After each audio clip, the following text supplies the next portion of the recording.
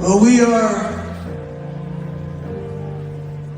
here at home. We are currently living through troubled and very troubling times.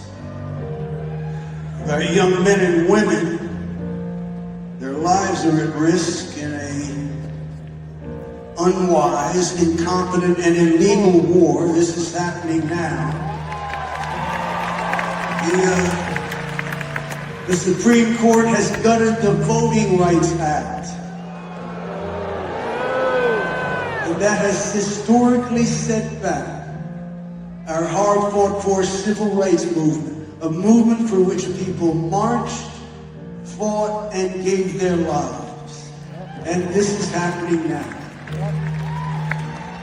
There are immigrants being held in for-profit detention centers around the country and being deported without due process of law. This is un-American, and this is happening now.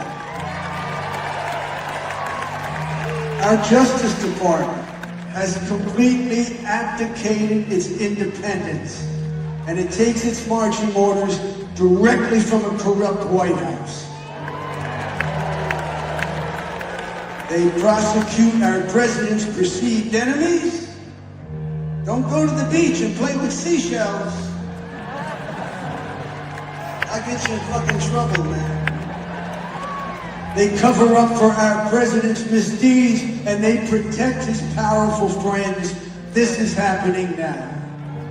The richest men in America abandoned the world's poorest children to death and disease through the dismantling of U.S. aid. This is no longer on the front page. But children are dying every day, and this is happening now.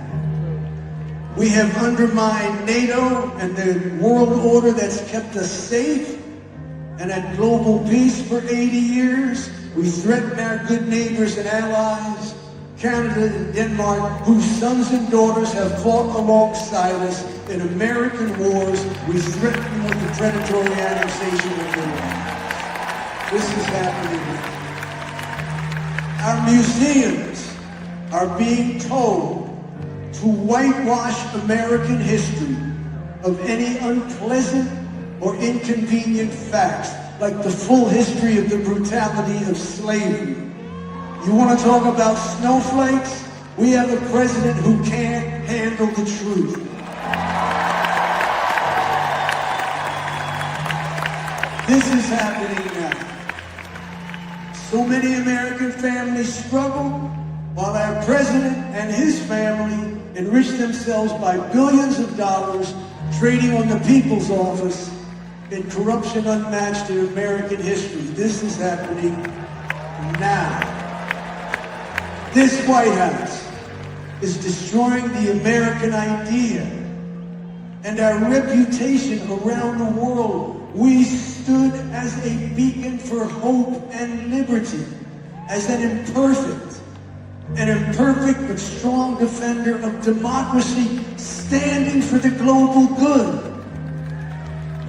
And to many, now we are just America, the reckless, unpredictable, predatory, untrustworthy rogue nation.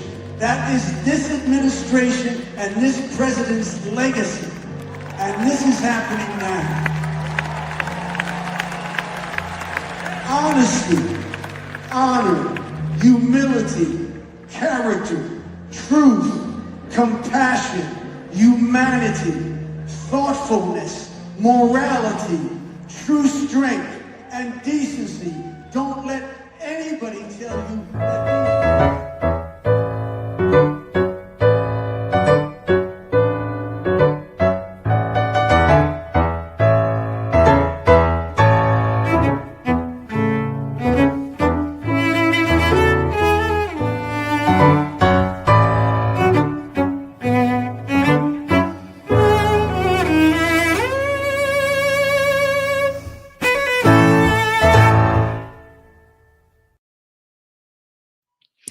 Good morning, everyone. Welcome to the Mayday Network.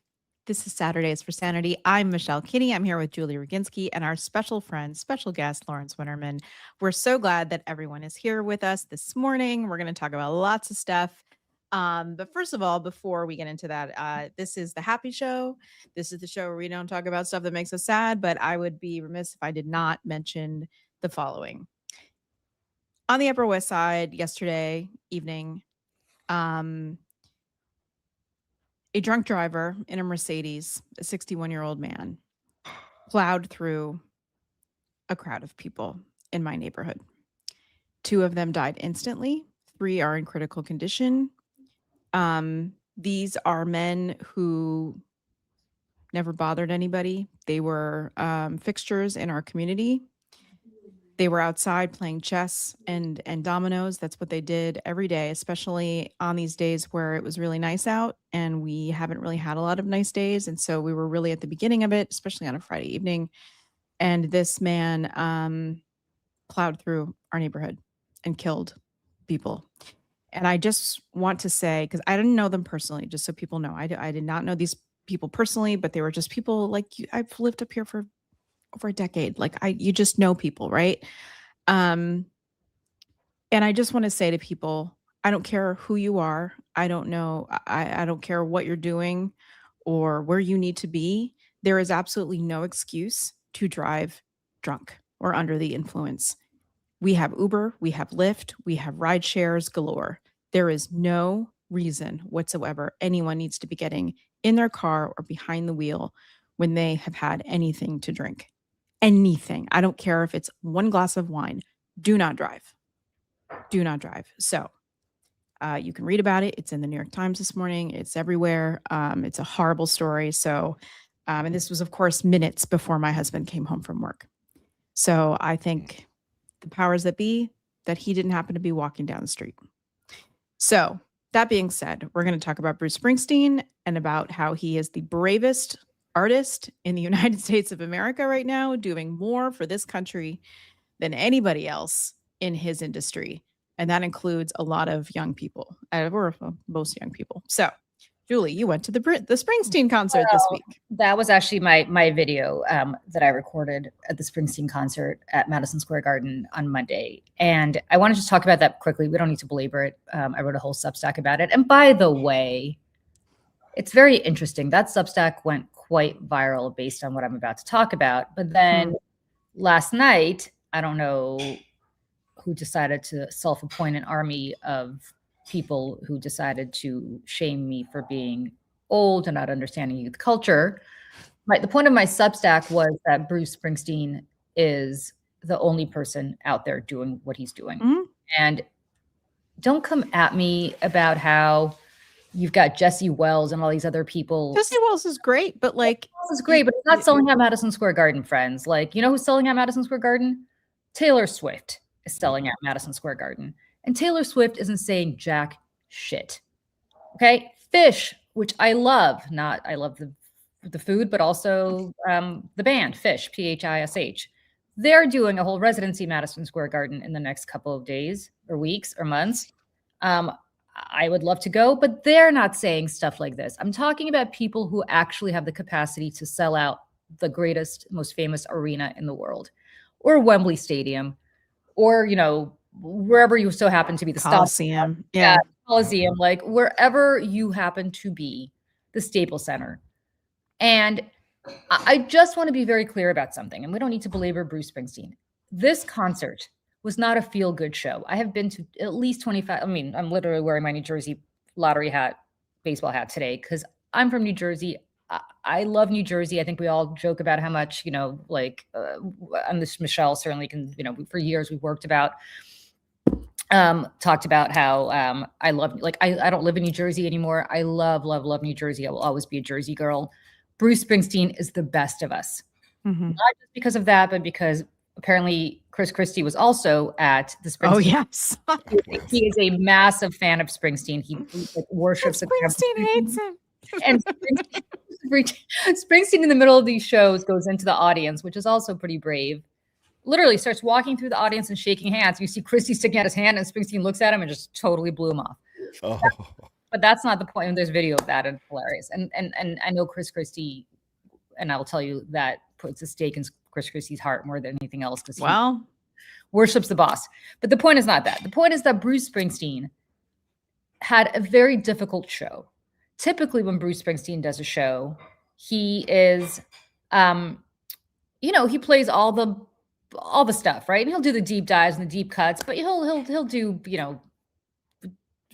whatever. Name Your Born to Run and 10th Avenue Freeze Out and all the stuff. And the point is, he did do this in the encore, but the actual show, which went on for almost 3 hours, 22 songs. wow. This is a 76-year-old man, were perfectly curated to shame the shit out of this country from start to finish. And I'll give you an example. It was almost like a Bruce Springsteen lifetime of shit that has happened in this country that he has sung about. So he started with the song War. He did not write War. Obviously, it is a great Edwin Starr. Yeah. It's a great old Vietnam era song. It's not his song, but that's what he started with, because guess what, friends? We're at war. Though we don't remember that we are, because most of us are not there fighting it. We are, in fact, at war at the moment, killing people for reasons that are kind of unclear to us. Yep. Then he sang Born in the USA. Born in the USA is a fucking song that's like Stairway to Heaven for me. If I never hear it one more time, I will be happy, because I grew up in the 80s, and like Lawrence, I think you'll agree with me, that song was everywhere. But the reason he did it was because Born in the USA is not like rah-rah United States jingoism, which is what Ronald Reagan tried to turn it into. It is about how this country has abandoned, or did abandon at the time that he wrote the song in the mid to early 80s, the Vietnam War veterans who came home, went to fight in a war that they didn't understand they were fighting, why they were there, and then came home and were completely abandoned, right? And if you listen to the lyrics of Born in the USA, you understand what a complete indictment it is of this country. And this went on for 22 minutes. He sang a song called 20 American Skin, 21 Shots. People may not remember that song. I remember it because I saw Springsteen back in 2000 at Madison Square Garden, right after Amadou Diallo, a African immigrant, was killed by the New York City Police Department after they pumped 41 shots of lead into his body. Yep. And Springsteen wrote a song, which Clarence Clemens, who was the saxophonist for the E Street Band, which now his son Jake is the saxophonist for, whenever he would do the song, he would hold up his hands as the black man in the band, about how you're not supposed to, you're supposed, like, if you listen to the lyrics, it's about a black parent telling their black son to be polite to the cops, no matter what, because if not, you could get shot just for being in your black skin. That is what that song is about. That song is 26 years old. He sang it again. He sang it to remind us that Donald Trump did not come from out of nowhere. He is the apotheosis of what this country has been about and what Bruce Springsteen has been singing about for decades. And one of the people I was with my husband, I was with two other people, the woman who very generously brought us to the show and gave us these tickets, because God knows you can afford these tickets on your own, said to me about 3/4 of the way in, I've never been more embarrassed to be an American. And it was an indictment over and over and over and over and over again of this country, to explain to people that Donald Trump did not arise, like, he's not an anomaly, friends. And I don't want to belabor it. This is not, Saturdays for Sanity, blah, blah, blah. I'll get to the funny story in a minute. But I just want to talk about the fact that where are the younger, like, all these people, so, what are you, the youth critic culture now? Like, fuck you. You know why? Because I am sitting around waiting for the people that can sell out Madison Square Garden. The most powerful woman on earth right now is Taylor Swift. It's not Kate Middleton. It's not whoever. It is Taylor Swift. She has people who will, like, go to the barricades for her in a way that probably no one since the Beatles has.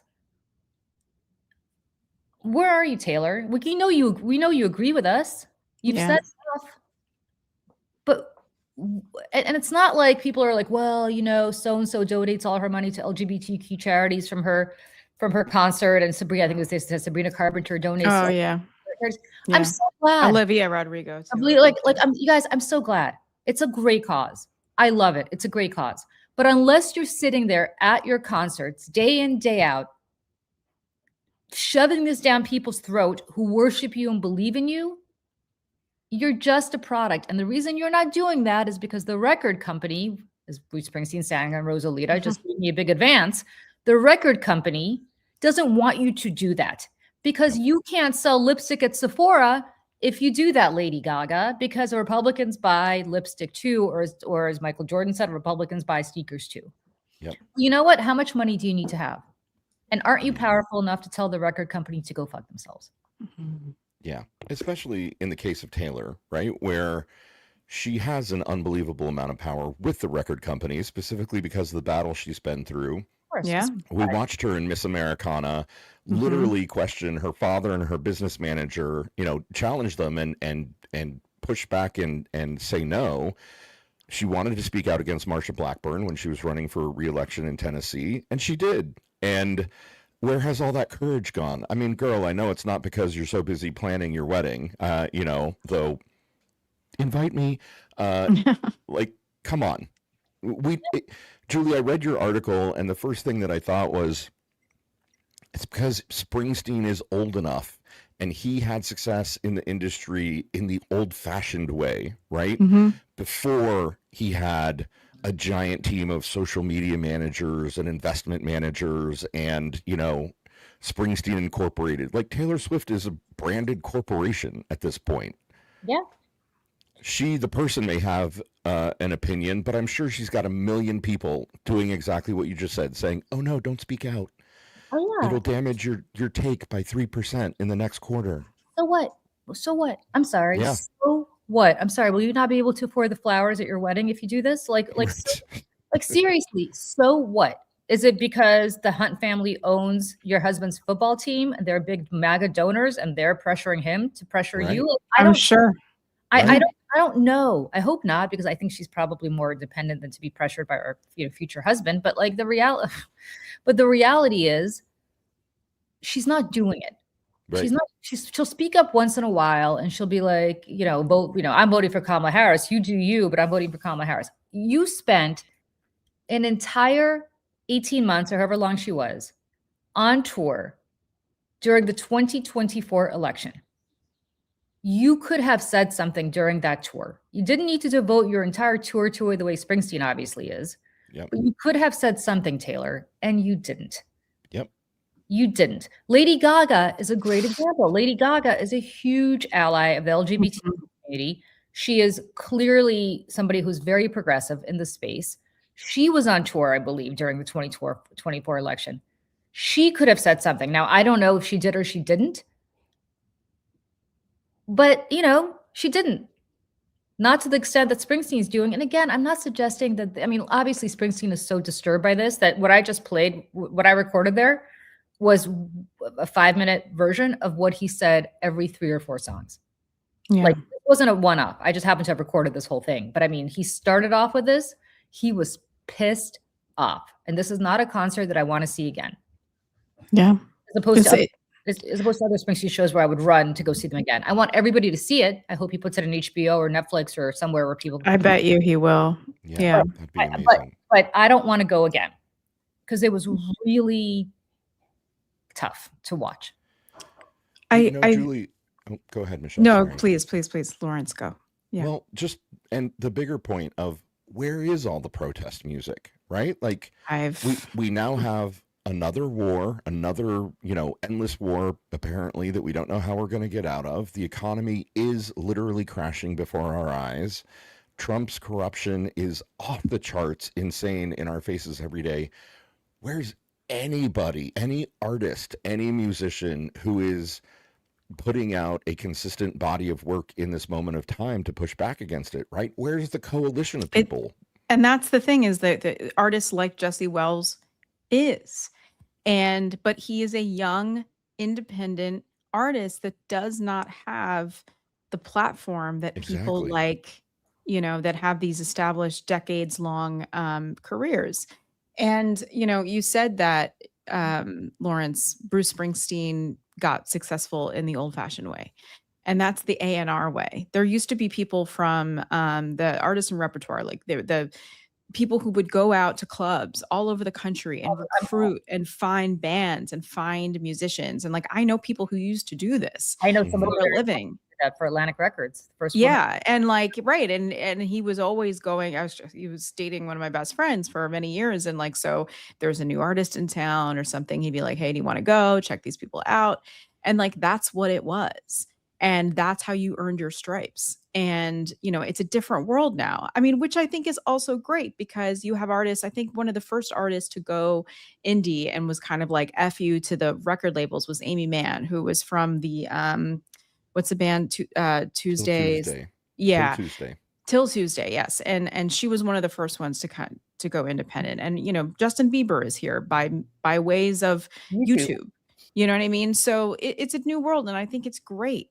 But it's still the people who are through the labels that have the biggest audiences and the Yep. biggest reach. And you know, I'm an elder millennial. I was born in the early 80s. I graduated into a world just a few years before the crash. My generation graduated into a world where there were no jobs.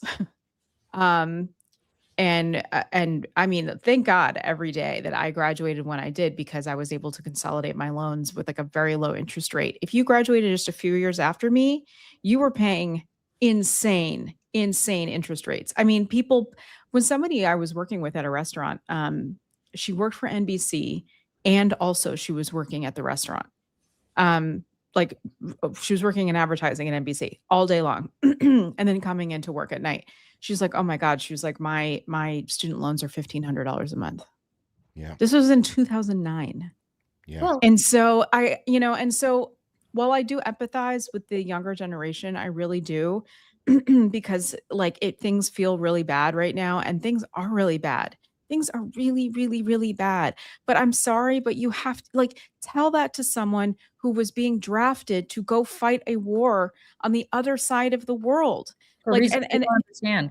yeah, I mean, like go and tell people that, like young boys who were being drafted and sent to Vietnam and Cambodia, because those were not the Donald Trumps of the world that were getting sent over there. Those were working class young boys who did not have the means to either go to college or have Right. deferments or like other things like that.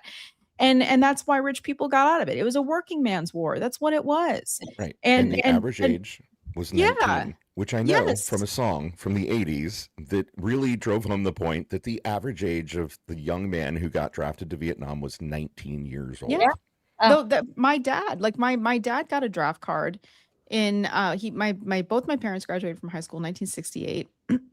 And the soundtrack, by the way, of their teen years and Vietnam was what my sister and I were raised on. And there's a reason why that music still has staying power, Mhm. because it speaks to the part of the country that still has never healed, that we've never been able to move past. So it doesn't matter how many, Wall Street surges or capitalism kind of taking over our minds and lives, like that wound has never healed.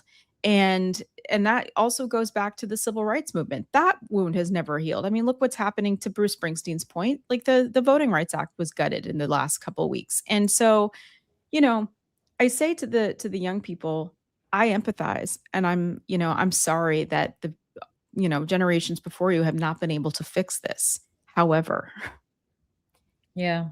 you cannot sit there and say that, oh, well, I'm nihilistic. I'm like, tell that again to the Black people in this country who were marching and dying for their right to vote. Tell that to the freedom riders who were going down to the South to fight for people's right to vote in this country. And they picked themselves up and they kept going. And it's not right. It's horrible.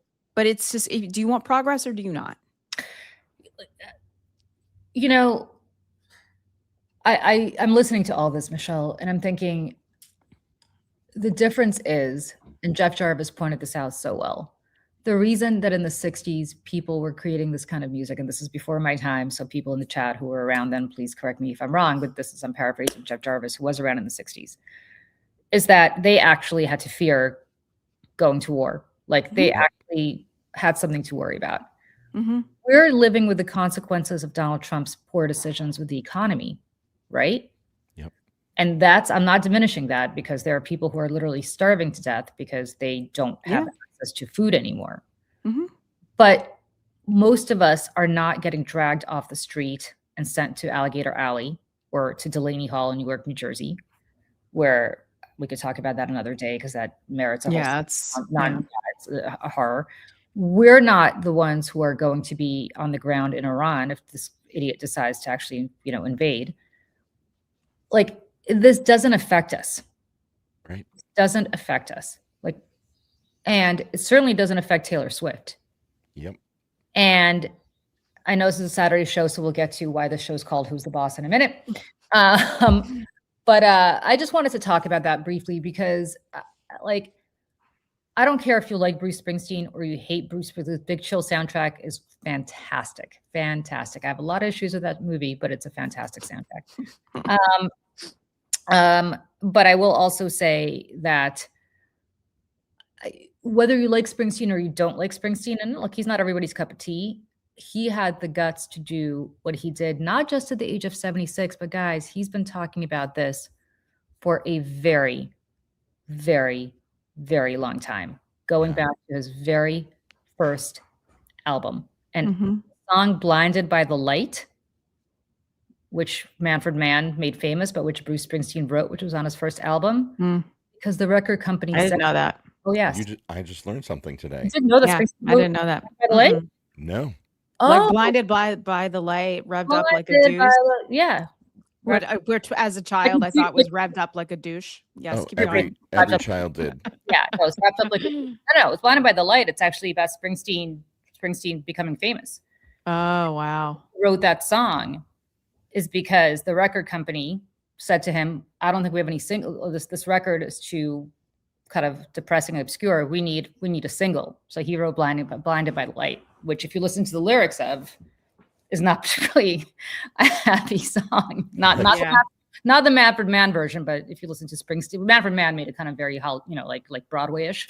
But the original Blinded by the Light, go take a listen when you're off. It's I will. Very, very, very different music. I remember when I worked at a bar down in Gramercy Park, I was the karaoke host. And so the Manfred Mann version is so good, but go ahead. Oh yeah. I remember somebody coming in, he was a regular and he had just come from a Bruce Springsteen concert and he was like complaining and he was like, Bruce Springsteen is so artsy and like, he's like all into it, whatever he wants to do. Like we show up to hear, Born to Run and whatever. And all he wants to do is play this 20-minute version of 57 channels and there's nothing on and like whatever.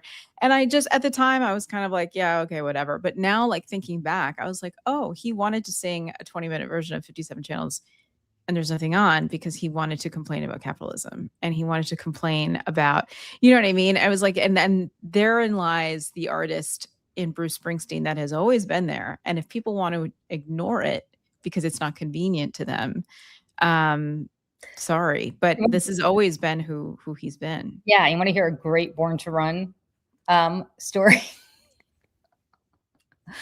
This is why politicians are morons, friends. I have a very good friend who was in the New Jersey State Legislature in the very early 90s. And he said that they decided they wanted to have a state song, like a lot of states have a state song. And so New Jersey, of course, was like, well, you got to go with Springsteen. Sorry, John Bon Jovi. Not his music, but John Bon Jovi, I have stories. Anyway, but so they decided to go with Springsteen. They're like, well, of course, Born to Run.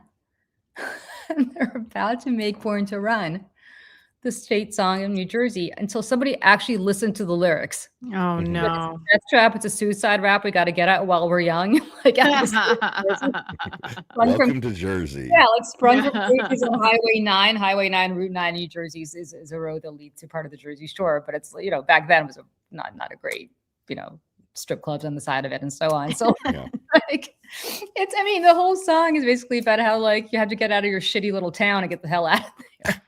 So when they adopted it as the state song, they're like, maybe not. So Yeah, I feel like listening to the lyrics should be the first thing you do, but that's Right. just me. and That's these just guys, I me. know all these legislators, they all go to Springsteen's concerts. So they're like, yeah, sprung from cages on Highway 9, not really listening to the music, right? Not really listening to the words. Yeah. Anyway. In fairness, it was the 90s and they couldn't just Google the lyrics, right? True, You're true. from- They'd actually have to sit. Lawrence, if you're from New Jersey, the lyrics are like into your veins. You know it. Like, I don't Yeah. care if it's Springsteen or don't. You just know it. Yeah. To Alex asking if the bar was Pete's Tavern, it was not. Although it was around the corner, it was the Watering Hole, which no longer is open. But I love Pete's Tavern, and I have a giant photo of Pete's Tavern that is framed and hanging in my kitchen, along with Barney Greengrass. So I love that place. It's great. I love it. Okay, so Michelle knows the story, but Lawrence doesn't, because I called Michelle immediately upon this happening. She was like, "You're never going to believe this. You're never going to believe who I just ran into." And I'm like, Oh, I can't wait. "What?" So I was making lasagna for my family for dinner because I have not been cooking at all lately, and my poor husband has been eating takeout nonstop. And so I was like, you know what? I'm going to go make lasagna. But I had to be somewhere that night, so I was really in a rush. So I go to the store, I get everything for lasagna, start making it. I'm about to put all the shit together. And then I'm like, oh my God, I don't have any tomato stuff. So I'm like, all right, I'm going to have to just go get Rayo's marinara sauce and just cut this short because I'm out of time. So I'm like, if you live in New York, for people who don't know what bodegas are, they're basically corner little markets that they're on every corner in New York. And if you know, you need something in a hurry, you don't. Yeah, you need condoms, you need cat food, you need some tomato sauce. They got you. Tomato sauce, Yeah. cigarettes, you need whatever they got. Right. You. Right. With a massive, different kinds of milk. yeah, with a massive markup, but they got you. Yeah. Right. So I go to the bodega around the corner and I'm walking down the street, and all of a sudden I hear this person screaming at like 20,000 decibels behind me as I'm walking to this bodega going, I got 10 shows left. I have 10 shows. I only have 10 shows left. That's all I have to do. Just 10 shows, 10 shows, 10 shows. I've got 10 shows. And I'm like, who is this asshole? And why is he screaming? And I'm like, wait, I know that voice. I know that voice. I know who that voice is. Motherfucker. And it is, my friends, my neighbor, Tony Danza, walking down the street, screaming into his phone about how he's got 10 shows. And I'm like, oh my God, I can't. Why is this man haunting my existence? So yes, the Danza has reappeared in my life. Do you know the Danza story, Lawrence? Do you know how? I don't. Oh, you should tell it. You should tell it. But I get the sense he's the bane of your existence. Well, he is, because Tony Danza, you could read all about it in the New York Post. The New York Post covered this little. I know. I'm grabbing it. I'm grabbing it.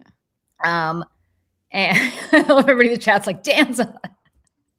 Tony Danza is the bane of my existence, Lawrence, because we all watched Who's the Boss. We all wanted to be Alyssa Milano, or at least I did. Right. We all wanted, I had a wonderful dad, but we all wanted a dad like Tony. And we all wanted the blue van. And I, about 2-3 years ago, was walking out of my building with my sweet little Hagrid, my little black dog. Yeah. And he runs out because he's got a lot of puppy energy, even though he's not a puppy anymore. And this guy starts screaming at me going, get your fucking dog out of here. The fuck, starts cursing me out. And I lose my shit, because I typically don't lose my shit. But if you're going after my dog, there's no. And I start chasing this guy down the street. I'm like, fuck you, Tony Danza. Go fuck yourself, Tony Danza. You fucking asshole. Fuck you, Tony Danza. And Tony Danza, I haven't realized that he's been spotted by somebody who knows who he is. I starts running down the street, and I'm like, fuck you, Tony Danza. Go fuck. I lost my shit on Tony Danza. Lost my shit on Tony Danza. And this ended up in the New York Post on page 6. Amazing. On page 6, which I think Michelle might have dropped into the chat. Yep, I've got it here in a second. Hold on. Page 6 got about 80% of it right, not all of it. And Tony Danza had to do a lot of cleanup. Tony Danza had to hire PR to explain after this New York Post story how like, no, he doesn't hate dogs. This particular dog was very menacing. And that's why I'm like, menacing? I mean, I've met Hagrid's like the nicest dog ever. Hagrid is not menacing, friends. He is not menacing. And the worst part is, boy. So Tony Danza has been like haunting my existence. And then about, I would say 6 months ago, I'm at a restaurant. So the other thing Tony Danza always does, and if you watch the show, you know my whole thing Tony Danza is. Tony Danza stands outside a restaurant called Manny's. Yeah. And he loves it. He loves it. In my neighborhood and sings. He like does like on the sidewalk. He does like standards, right? So every time I walk by Manny's, I'm like, fucking Tony Danza. Well, so it's not like he's out there singing by himself a cappella. There's a band and like it's like a jazz. It's like and he grabs the mic and it's like he thinks he's like giving people a treat, right? Because they're in the restaurant and they're gonna be like, oh my God, the craziest thing. In fairness, I hate to say this, they're not bad. They're pretty good. Well, he's also like, so just so people like Tony Dance is a song and dance man. Like he can dance, he can tap dance, he can sing. Like he's like a kind of a theater guy. So anyways, I'll just say that in his defense. So I also happen to believe that Tony Danza, every character he ever plays, from Taxi to Who's the Boss to some other show that he did with Lori Loughlin that lasted 5 seconds, his character is named Tony in every show because Tony Danza is not smart enough to remember. That makes sense, actually. It always seemed like he was just kind of playing himself, right? So Tony Danza is outside of this guy place Manny's. So my husband and my son and I go to Manny's for an early dinner one day because Tony Danza's nowhere to be found. I was like, okay, it's safe to go in. And this guy comes up to me and he goes, Julie? And I'm like, oh my God, Victor. So this guy, Victor, was a huge producer at CNN back during CNN's like iteration. He was Paul Azan's producer like 20 years ago back when, like, think about how long ago this is. I remember Paul Azan. Yeah. And this guy Victor is like legendary in television. And I hadn't seen him in 20 years. And so, because he left when Paul Azan left. And I'm like, oh my God, Victor, it's so good to see you, blah, blah, blah. And I was like, this is my husband. This is my son. Whole introduction. I go, what are you doing here? Oh, I sing here every Sunday with Tony Danza. And I'm like, oh God. I'm like, oh, he goes, why don't you come and have a drink with me and Tony? Oh God. No. Oh my God. I could potentially have a drink with Tony Danza and Victor on the one hand. On the other hand, am I really going to drink with somebody who went after my dog that way? Right. On the other hand, what if Tony Danza remembers as me as the crazy lady who chased him down the street saying, fuck you, Tony Danza to him. So I'm like, this is like, I don't know what to do. But yet I'm sitting at a back table and I'm kind of trapped. I can't really walk out of this restaurant without being like the whole thing was like, So my husband's like, you should go have a drink with them. I'm like, no. I was like a thief. I was like, I'm out of here. I'm like, Victor, I'm really busy. I'm like, maybe next week. He's like, yeah, come next week, have a drink with me and Tony. I'm like, I'll be there. I have not set foot in this restaurant. I've not even crossed to that side of the street since that for fear that I'm going to get busted. I just want people to see, and Lawrence, you especially, this is the page 6 headline. New York City tears into a-hole Tony Danza after rough. And if you're listening, rough spelled R-U-F-F. Sidewalk dog dispute. That's good. This article really does take a turn. So it never mentions Julie by name. It says Tony Danza, stop being an a-hole. That's not what I said. I said, fuck you, Tony Danza. I did not say that. Yeah. Thus spake an Upper West Side woman after getting into kerfuffle in the street with the Who's the Boss actor over her dog. According to page 6, Danza was spotted in the posh neighborhood earlier this week, pushing his way through anything and anyone in his path when he barked at a petite woman walking her dog. Petite. At least they said you were petite. Petite. Like I'm a midget. Petite. The source says, I mean, the over editorializing of this is chef's kiss. The source says that the 80s heartthrob stepped over a black lab and said to its owner, "Get your dog out of my way." But the pet parent did not back down and offered the immortal words, "Tony Danza, stop being an a-hole," which is not that's not what you said. Another source familiar with the situation claimed, quote, "There was no spat." Oh, there was a spat. There was a Yeah. spat. Tony saw a good-sized dog coming towards him, and he knows the dogs in NYC have the right of way, says the source. He moved over to let the dog pass, and the Mhm. woman didn't pull back on the leash, Oh and the my dog continued to come towards him. He had to jump over the dog to get out of the Oh way. my God. Blatantly false all Yeah. around. Okay, go ahead. Danza is known in the neighborhood and previously made headlines for much friendlier reasons. Sure. In the videos from both 2021 and 2022, they're linked here. You can see that's Manny's Bistro, where he's singing outside. He can be saying Bobby Darin's Mac the Knife, blah, blah, blah, blah, blah. But then it says, this is not the first time Danza's drawn scorn for arguably prickly behavior. Back in April, a red carpet reporter accused him of being the rudest celebrity they'd ever interviewed. Apparently, he was being asked if he preferred pizza or hot dogs, and he told him to come up with better questions. But then there was a whole thing about that he was rude. Michael Bublé even piped up on the matter, tweeting to the reporter, "I think you're amazing. I'll have pizza with you. Let's not invite Tony."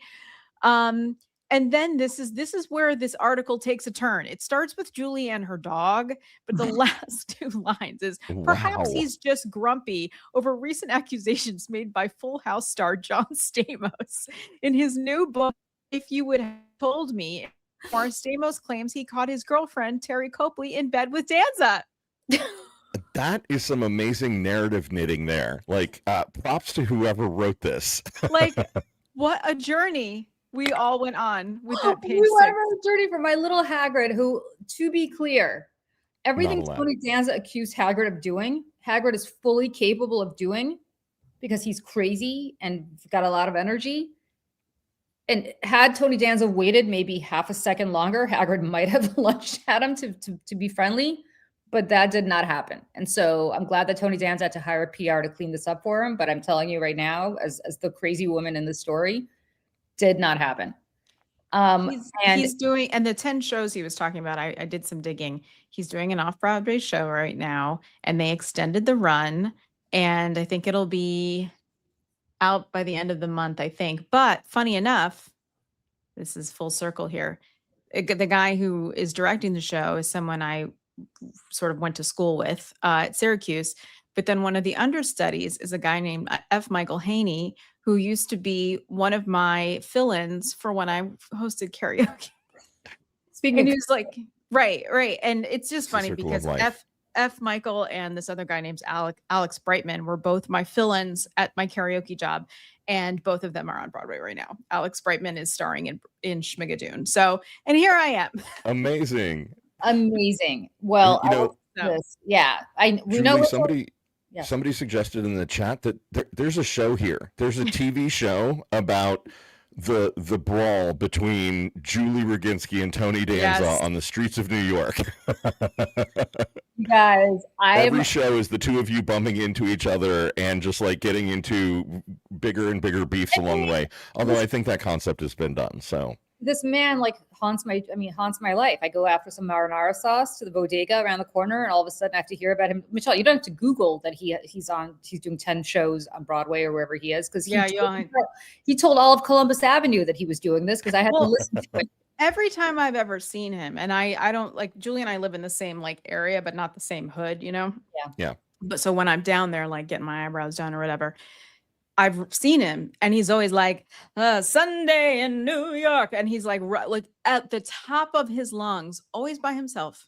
Always by singing, himself. I don't think always he's by himself. always by himself. Or I see him at the bar at, was it Felice? Do you know about the place? I see Felice? Felice. I see him like eating spaghetti or something. Oh, Mhm. Felice, really? By himself, or maybe when it was Oxbow before. Anyways, whatever. But I've seen him there, and but there's somewhere there is an existence. There is a picture that is 20 years old of me and Tony Danza and a few other people. I was doing, those like street guerrilla marketing things where people dressed up in costumes and they're like, here, take these free gifts or whatever. That's what I used to do when I was an actor, and it was like a couple $100 for the day. And remember, Tony Danza had a talk show. Yes. And so he was doing this thing in Union Square where he had Danica Patrick on that day. And so they were going to do a boxcar race in Union Square. And so we were part of Tony Danza and Danica Patrick's pit crew. And we were dressed up as pit crew people. And we were there as with the sponsor, GoDaddy. GoDaddy is here to drive your small business. And so there's a picture of me and like a bunch of other people with Tony Danza and like posing. And we handed out free USB drives that said GoDaddy on them. Thomas, Tony Danza will never, ever be invited to the show. Ever. Not No, until he'd sooner die. Not until, listen, if he insulted me, we would get over it. If he insulted my family, we'd have something to say, but maybe we could work through it. You do not insult my little Hagrid. Mm-mm. No, you do not come back from that. However, I do want to crowdsource this. Mm-hmm.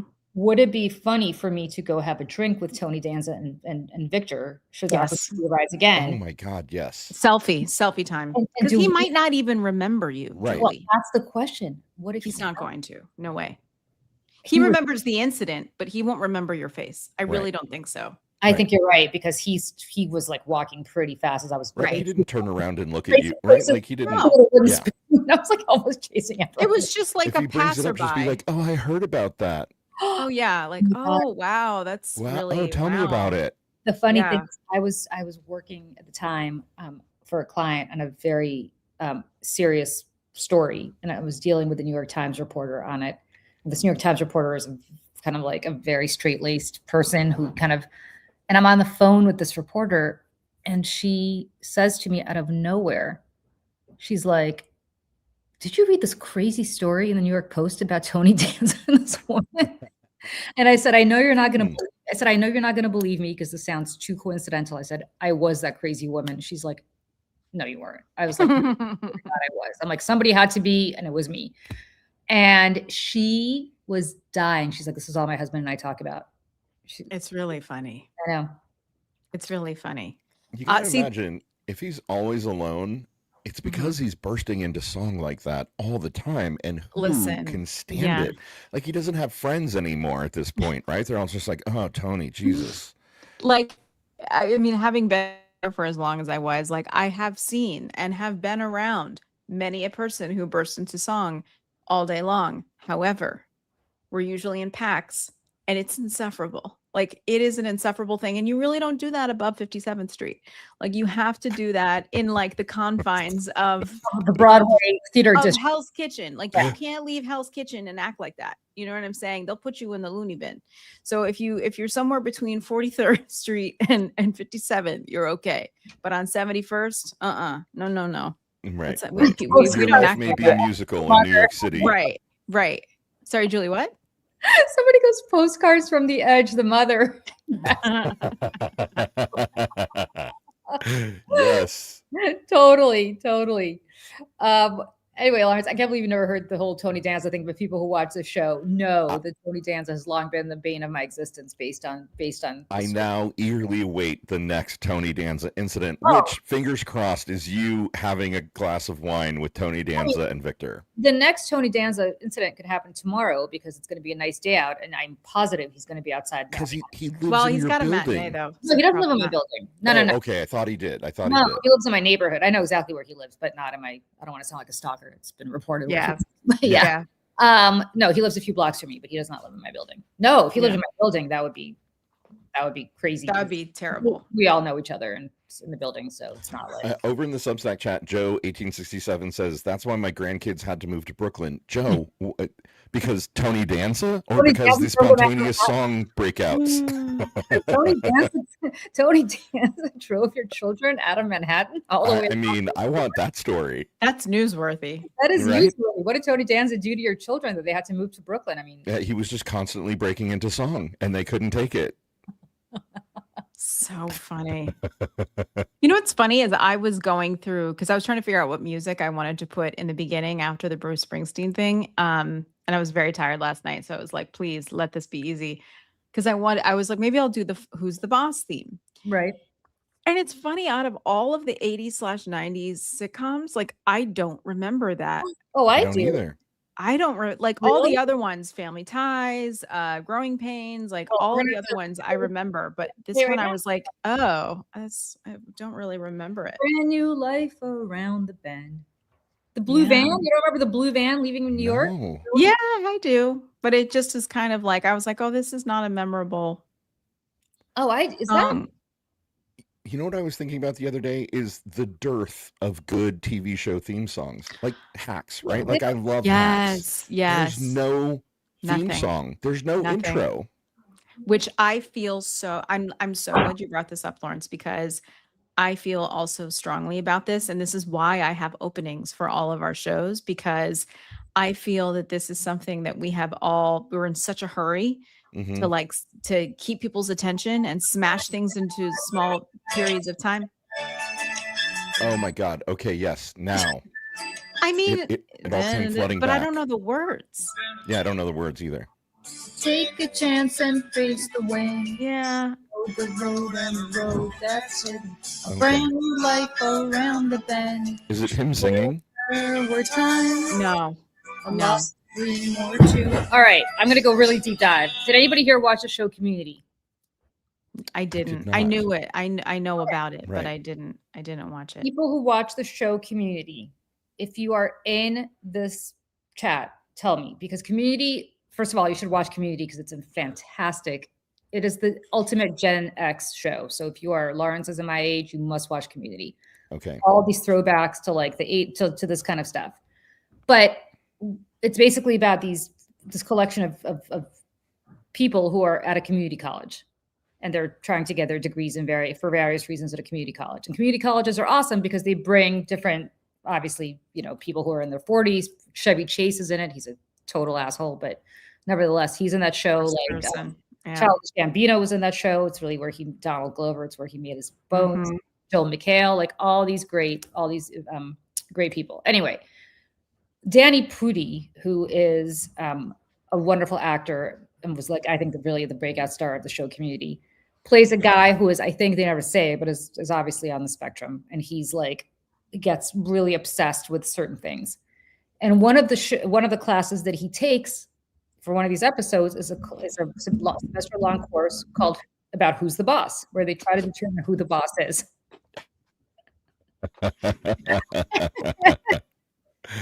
And he basically has this diagram of trying to figure out who the boss is. It is such a brilliant episode that you don't have to even watch the entire show to appreciate this show. And I believe he comes to the conclusion that the boss is Angela. I've always thought that Mona was the boss because she kind of really ran the whole show. And Catherine Hammond was a great actress. And Catherine Hammond, I mean, do you remember when she was in Soap? Of course, fantastic. Oh yeah. Oh my God. And Billy Crystal was the young gay guy in the show Soap. Yeah. Literally formative experience for me. Probably the first time I'd seen a gay person on TV. Totally. Yeah. I mean, who played, not the first time. Somebody who played a gay person on TV, right. I'm pretty sure. So my son is gesturing to me. Why don't you take, yes, you can have a blanket. Well, and somebody was asking in the chat something about Chevy Chase. Chevy Chase is an asshole true to life? Yes, he is notoriously a very bad person. There is a really great book that was written about SNL. I think it's called Live from New York or something. Yeah. He's the one cast member who would not participate. He's the one cast member who doesn't come to anything because everybody hates him. There was a documentary that was made about him recently, and he was talking to the documentary filmmaker, who is a woman, and said to her, this isn't going to be easy for you. And she said, why is it not going to be easy? And he said, well, you're not bright enough. How's that? He got fired from Community for being racist too. That's not terribly surprising. He said, well, you asked, I know you're not going to put that on the air, and I hope not. But my answer is I'm complex and I'm deep, and I can be hurt easily. And I react spontaneously to people who want to figure me out, as it were. As somebody who will hold up my guard, I'm not going to let anybody else figure me out. The amount of shit that straight white men get away with in this world is quite astounding. That is a very Donald Trumpy, I'm just going to say whatever I want. Look at me. I'm just spontaneous. I just say it how it is. Like, no, you're an asshole. Right. And You're an asshole. he grew up in a very privileged house. Like his Yeah. family is like, I think, diplomats. But I think he went to Dalton, if I'm not mistaken. But yeah, That tracks. yeah, that's right. So he's yeah, I mean, not a good guy, and ultimately, as I said, got fired from Community because he was just a bad guy. He's right and really awful to work with, and you know, one of those people. I can't imagine working with someone like that. I really just can't. Who's just hates women, hates Black people, super racist, and also just like an asshole. He probably gives other actors notes, which is like, don't do that. Can't do that. You know who gave? I just read this whole thing because did I tell you how my Facebook algorithm has decided that I'm obsessed with Little House on the Prairie? And all I get in my Facebook algorithm is Little House on the Prairie. So Oh my God, that's amazing. Other people get politics. I get no politics. I get Little House on the Prairie. So of course, since it's in my algorithm, I go down the rabbit hole. Little House on the Prairie. Did you guys watch Little House? Oh my God, Yeah, of like course. like on it. I mean, it was in syndication. I would watch it when I was a kid. Yeah. Michelle. Michael Landon, right? Yeah. Yeah. Oh, Michelle. This whole show was my life. I would literally pray. I lived in the Bronx at the time. I would pray to God every night. This is not a joke. I would literally pray to God every night that Michael Landon would discover me, bring me to Hollywood, and put me in a Little House on the Prairie. Did I ever tell you my Missy Francis story about that?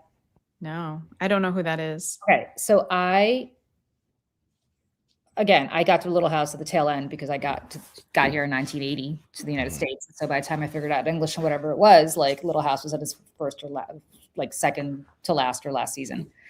But I was obsessed. The reruns, and I was on, I think, Monday nights at 8:00. I was so obsessed with Little House. Literally prayed with every strength, might that Michael Landon would take me away from the Bronx, from this like poverty that I was living in, put me in this little pinafore and put me in a Little House. So I turn on Little House, like I think the last season that it's on, and there is a new girl on Little House named Cassandra. They, because cousin Oliver and all the other kids, they had all grown up, so they had to bring in a cute little girl. Right. Another cute little kid. Yeah, for ratings. They always bring ratings, right? Yeah. Right. Listen, Gilbert had got older, like they brought like Olivia on the Cosby Show. They had to bring in another one. Yes, like cousin Oliver and the Brady Bunch. Yeah. And they brought in Shannon Doherty at one point. Oh, I do remember that. The same story always happened. Like somebody's parents died in like a horrible wagon accident, and like the Ingalls family would end up adopting them. A horrible wagon accident. That's how Jason Bateman and Melissa Francis were the two kids that were introduced because they needed new young kids and they were adopted because their parents died. I'm not kidding, in a wagon accident with That's a very Oregon Trail. Right, with the wagon went off the cliff. Right. They also had dysentery. Right, dysentery. Yeah. Lose 5 days. And yeah, so basically they bring in Jason Bateman and they bring in this little girl named Melissa Francis. And I am devastated because, as I mentioned, I would pray to God every night that I would be Melissa Francis and I would be the little girl. It would be Julia Roginski. It wouldn't be Melissa Francis who would be on Little House. And when I tell you, like, I took it personally, like I was really upset with my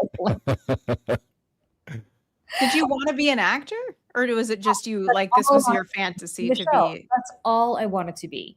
Because I don't know if I ever told you this. I used to have a great, before, puberty hit, I used to have I still have perfect pitch, but I used to have a great singing voice. So I actually, I wanted to be Annie on Broadway, and then Sarah Jessica Parker got that role instead. Yeah. I have a lot of animosity towards these people for getting jobs that were supposed to be mine. Obviously. For you. I was angry at Michael Landon. I was angry at God. I was angry at this little Melissa Francis, Missy Francis, who got the gig instead of me. Very upset. Did you stop watching? Of course not. It's Little House. Flash forward 30 years later. I am working at Fox News, and Fox Business launches, and Fox Business and Fox News shared a lot of talent. So you'd have to, I hate the word talent, but shared a lot of people who are on air. So I had to do a lot of Fox Business shows. And who is the new anchor on Fox Business? Oh no. A girl named Melissa Francis. Oh no. And I'm like, oh my God. My arch nemesis from 1981, Melissa Francis, is now working with me. She's no longer little Missy Francis. She's now Melissa Francis, and she's working with me on Fox Business. Melissa Francis and I become actually good friends, and I tell her the story. And I'm like, you have no idea my animosity, my hatred towards you. Like, you're dying. She says, well, then you should read my book that's about to come out that I wrote about those years. She gives me an advance copy of this book to read. It is harrowing. Not because of Little House, but what her mother did to her as a stage mom to get her in Little House. Yeah. Things like That's not surprising. Yeah, the ultimate stage mom. Horrible story. Melissa Francis ends up suing Fox News for gender discrimination. Congratulations, she won. Another not shocking. She's no longer there, and God bless. I haven't been in touch with her in many years. She's a great person. So I don't want to. This is not about Melissa Francis, who actually I love quite a bit. But that's my Little House story. The reason I say this is because I've been doing such a deep dive on Little House, thanks to Facebook, Michelle, that the person who was notorious in giving notes to people was Mrs. Olsen. And almost got fired for it. Wow. Because she would give notes to Michael Landon, and she would give notes to Mr. Olsen, and she would give notes to everybody. And Michael Landon was this close to firing her, but she was such an iconic character that she never did. That kind of tracks. Yeah. People who give other actors notes, there's a special place in hell for these people. This is not your Michelle, job. that was pretty good, but could you do it with a little more pathos next time? That was so good. That was so good. My friend Greg Reuter, R.I.P., is a friend of mine who passed away a number of years ago, but he'd been in like a bajillion Broadway shows and really, really, really funny. And very sadly passed away from alcoholism. But worked with everybody at his memorial service. Martin Short got up and sang, everybody was there. And if I ever meet Martin Short, I will hug him and thank him for that day. He's also in the neighborhood all the time, Michelle. I love him so much. Yeah. But he would say this about Richard Kind. Do you know Richard Kind? See him on the street all the time. Yeah, he's a West Sider. He said, I remember Greg going, Richard Kind likes to give notes to everyone. I was like, actually, I see it. Who's like, because he's George Clooney's best friend. So Richard Kind is George Clooney's best friend? Mm-hmm. Really? Mm-hmm.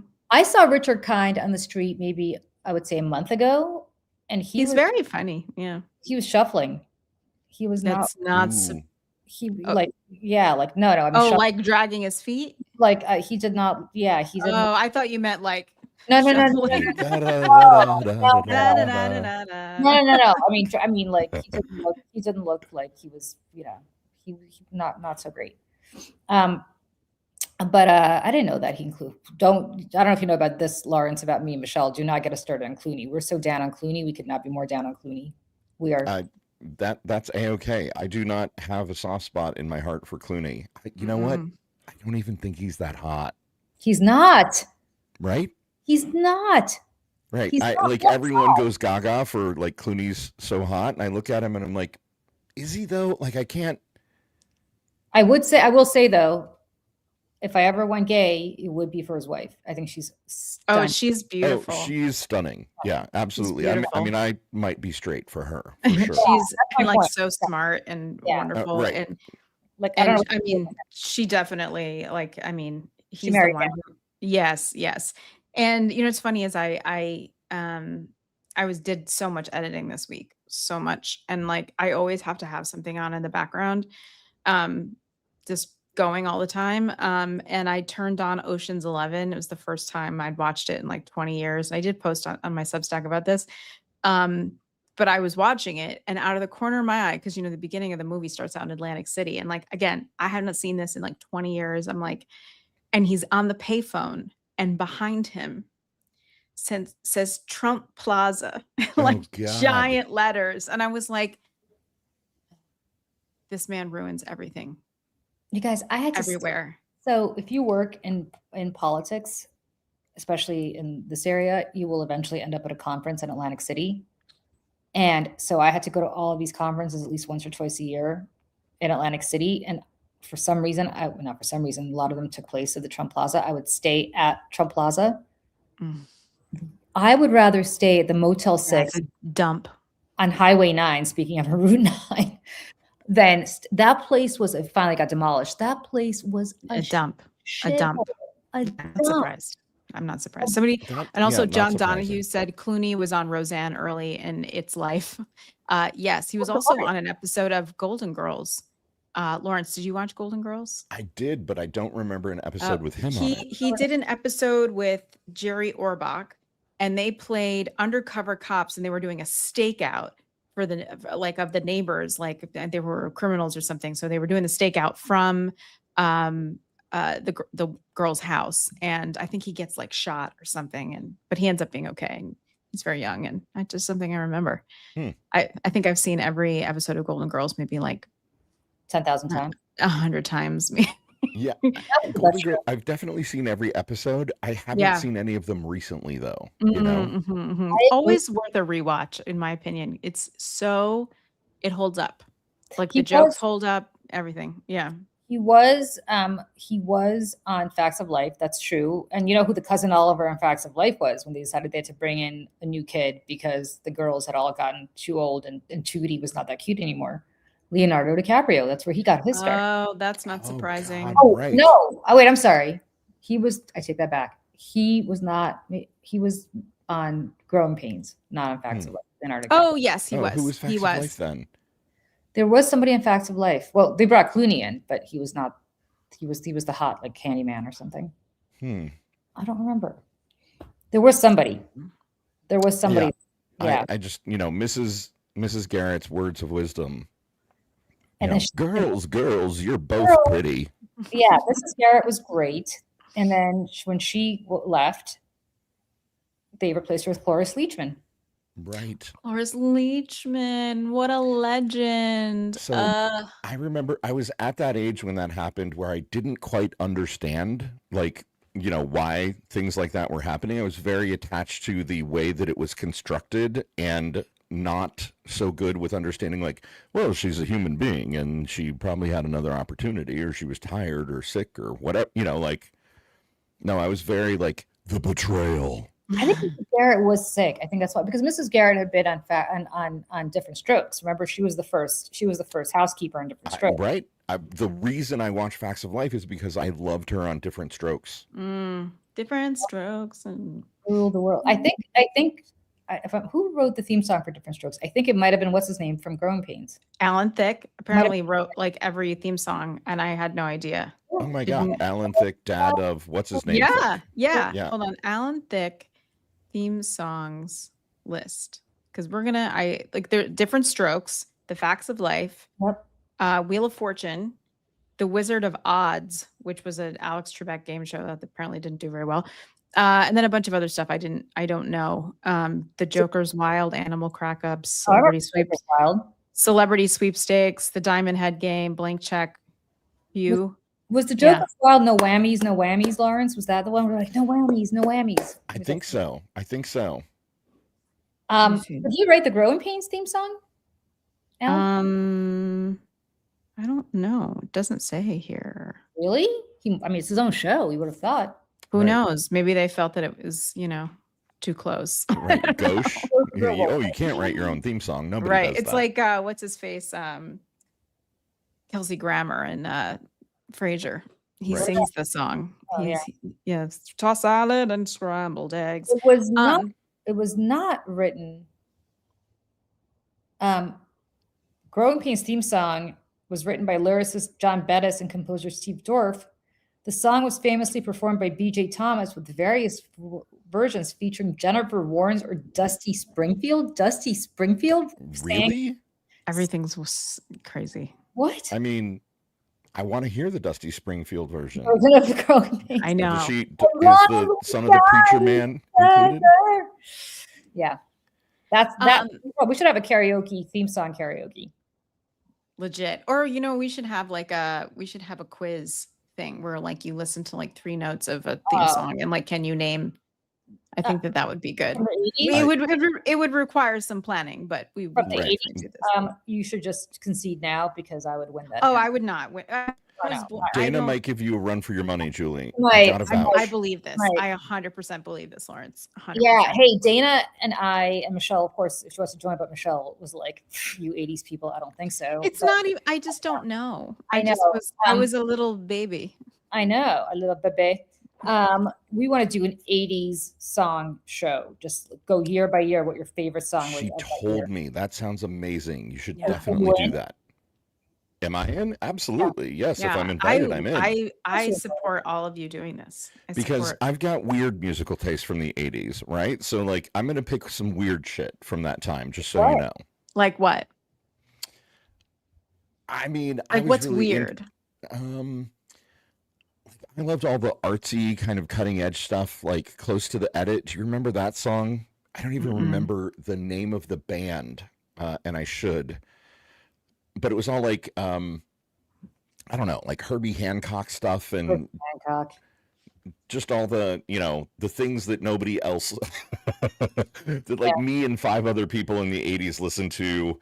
So like when I had to like cash in my compact discs at one point in the 90s when I was, short on money, I went in and they were like, you have the worst musical taste in the world. Like where's the Bruce? Do I where's the know, Bruce or is it Springsteen just studio? unique? Is it just Yeah. It's interesting because in the 80s, I was all into like 80s pop, 80s stuff. But then in the 90s is when I discovered classic rock. And so that's when I got into Zeppelin and The Who and Clapton and all this other stuff. So I think we did it opposite. Interesting. Yeah. So I feel like the 90s, I kind of like, I never got into grunge. I never got into the whole Seattle thing. Like I never liked Nirvana or Pearl Jam. To this day, I get that people love it. I just don't get it.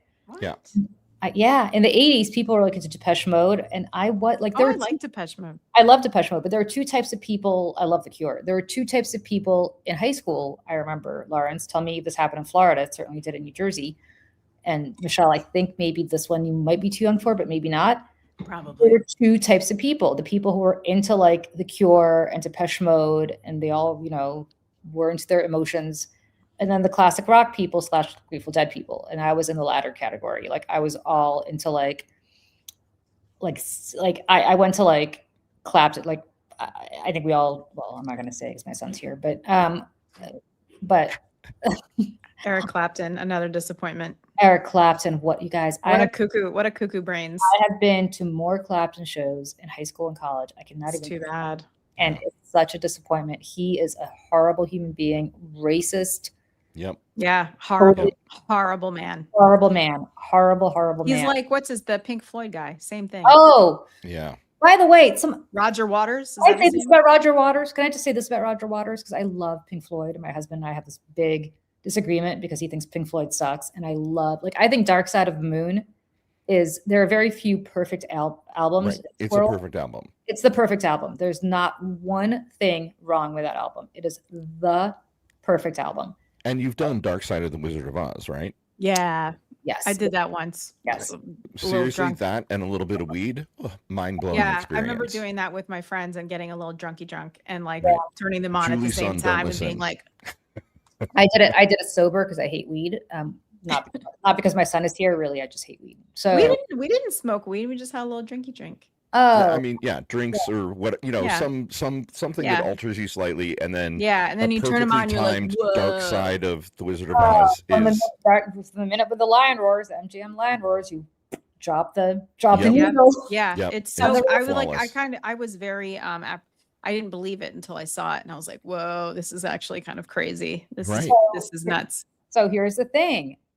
And this goes back to, brings it all full circle. People may be unhappy. Rosie, you may be unhappy with what I'm about to say. When I wrote my Springsteen thing, people are like, why are you singling out Bruce Springsteen? Roger Waters has been fighting the justice fight for all these decades. Guys, I went to a Roger Waters concert. I went to go see Roger Waters perform Dark Side of the Moon. And let me tell you something. I'm all for being pro-Palestinian. I have no problem with your political views on it. That guy crosses the line anti-Semitism in ways that I'm not one of those people who's like, if you criticize Israel, you're an anti-Semite. I criticize Israel all the time. Yep. I'm Jewish, so I'm not an anti-Semite, obviously. But I'm telling you right now, that guy will never get a penny of my money ever again because he is a anti-Semitic Jew hater. He's like a raging Jew hater. A raging Jew hater. And so my attitude about Roger Waters is do not compare him to Bruce. He is not even in the same playing field. Not even the same playing field. And by the way, the other guys from Pink Floyd, now I know that they had a huge falling out with him, but they said the same thing, that he's a horrible anti-Semite Jew hater in private, and that's why they want nothing to do with him anymore. Wow. So okay, slightly different topic. I mean, kind of back to 80s music though. Dr. Demento. Do you remember this, Julie? Who? Dr. Demento. Okay, chat. Help me out. Vaguely familiar. Okay. So in South Florida, the radio station Y100 played basically like metal and classic rock during the day, right? And then at night they would get a little bit edgy and they would start to play things like The Cure and the Smiths and whatnot. And then at midnight, I don't remember what night, like Fridays or Saturday nights, there was a show called The Dr. Demento Show. And it was a radio broadcast. It was like 2 or 3 hours long. I don't know. Yeah, somebody like help me out with, I'm sure Dr. Demento is no longer living. Oh, wait. This was like a syndicated thing? So it wasn't just Florida? It was like just syndicated to whatever radio station in Florida you were listening to? Yes. Yeah. Okay. So it was he had a syndication deal. He was on multiple radio stations across the country. Like Delilah. Like a little bit wacky. Where was he? I said it's like Delilah. You could hear Delilah everywhere. Delilah died, I think, didn't she? I think so. Anyways, keep going. Yeah, keep going. Well, it was this amazing show where he would talk about like the wacky, ridiculous stuff, but then he would play the coolest fucking music that you could literally never hear anywhere else until years later. No, I didn't. Yeah. And then there were also like, he was a big Weird Al Yankovic proponent back in the beginning when Weird Al was just getting started. Like he'd play, yeah, exactly. He discovered Weird Al. That show. Casey Kasem. Remember Casey Kasem? Kasem, certainly Absolutely. Casey Kasem had a horrible end. Apparently, Casey Kasem had dementia or Alzheimer's, and I think his wife kept him in prison and like separated his kids. Couldn't like, have access to Casey Kasem. What's wrong with people? Not for Casey Kasem. I know. And then he was replaced by Rick D, right? Rick D's in the weekly top 40. Yeah, but nobody. Casey Kasem also did the voice for Shaggy on Scooby. Or no, he did the voice for Scooby, didn't he? I mean, that tracks. He did the voice for Scooby or Shaggy. Well, I forgot. I do have, I guess, something to contribute to the 80s music. Again, like I was born in the early 80s. I had a sister who was 7 years older than me. I was born in 1975. So very little. Of course, all you want to do is like be like your older sibling. So I listened to all her music and we listened to the weekly top 40 every weekend. And so, but I don't remember how many years ago this was, maybe 10 years ago. It was when Kinky Boots was about to open on Broadway, and a friend of mine, Dan Sherman, was in the cast. And his partner was a good friend of mine, and she had a couple kids, and I used to babysit them. And anyway, doesn't matter. He invited me to come see the show, and Kathy and the kids were there. And we were on stage afterward, and he was like, Mishi, because everybody calls me that. I don't know why. I've never called myself that. He was like, do you want to meet Cindy? And I was like, yes. And she comes walking down. This is after the show, like nobody's there. She's like walking down the aisle of the theater, and she's like, hello, how are you?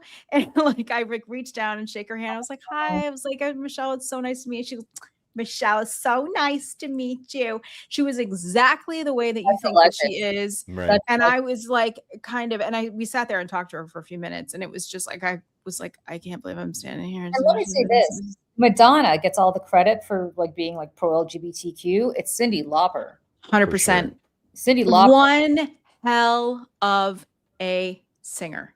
She one hell of a singer, one hell of a songwriter. Insanely talented. Yep. And True Colors is one of the most beautiful songs ever written. Beautiful. I don't know if she wrote Time After Time, but also a beautiful song. And she, like, I know she's known for Girls Just Want to Have Fun, but like, forget it. Like, True Colors is an amazing. Amazing. I sing it all the time. All the Right. time. There's a Um, there's a video of they're me like- on my Instagram singing it. If anybody wants to go find it. There are All B right. tracks off of her albums that I loved. I mean, I can't remember the name of one right now, but she did a cover of, My Grandma and Your Grandma. Yes, sitting I go by the on day. fire. Mhm. Yeah, Yeah. I fucking loved it. Yeah, Right? Like well, I liked all the weird shit off of Yeah, yeah. the B-sides. right, the B-sides. Yeah, like the Bette Midler B-sides are also good in the 80s. Right. Yeah. It was always the B-side of the singles.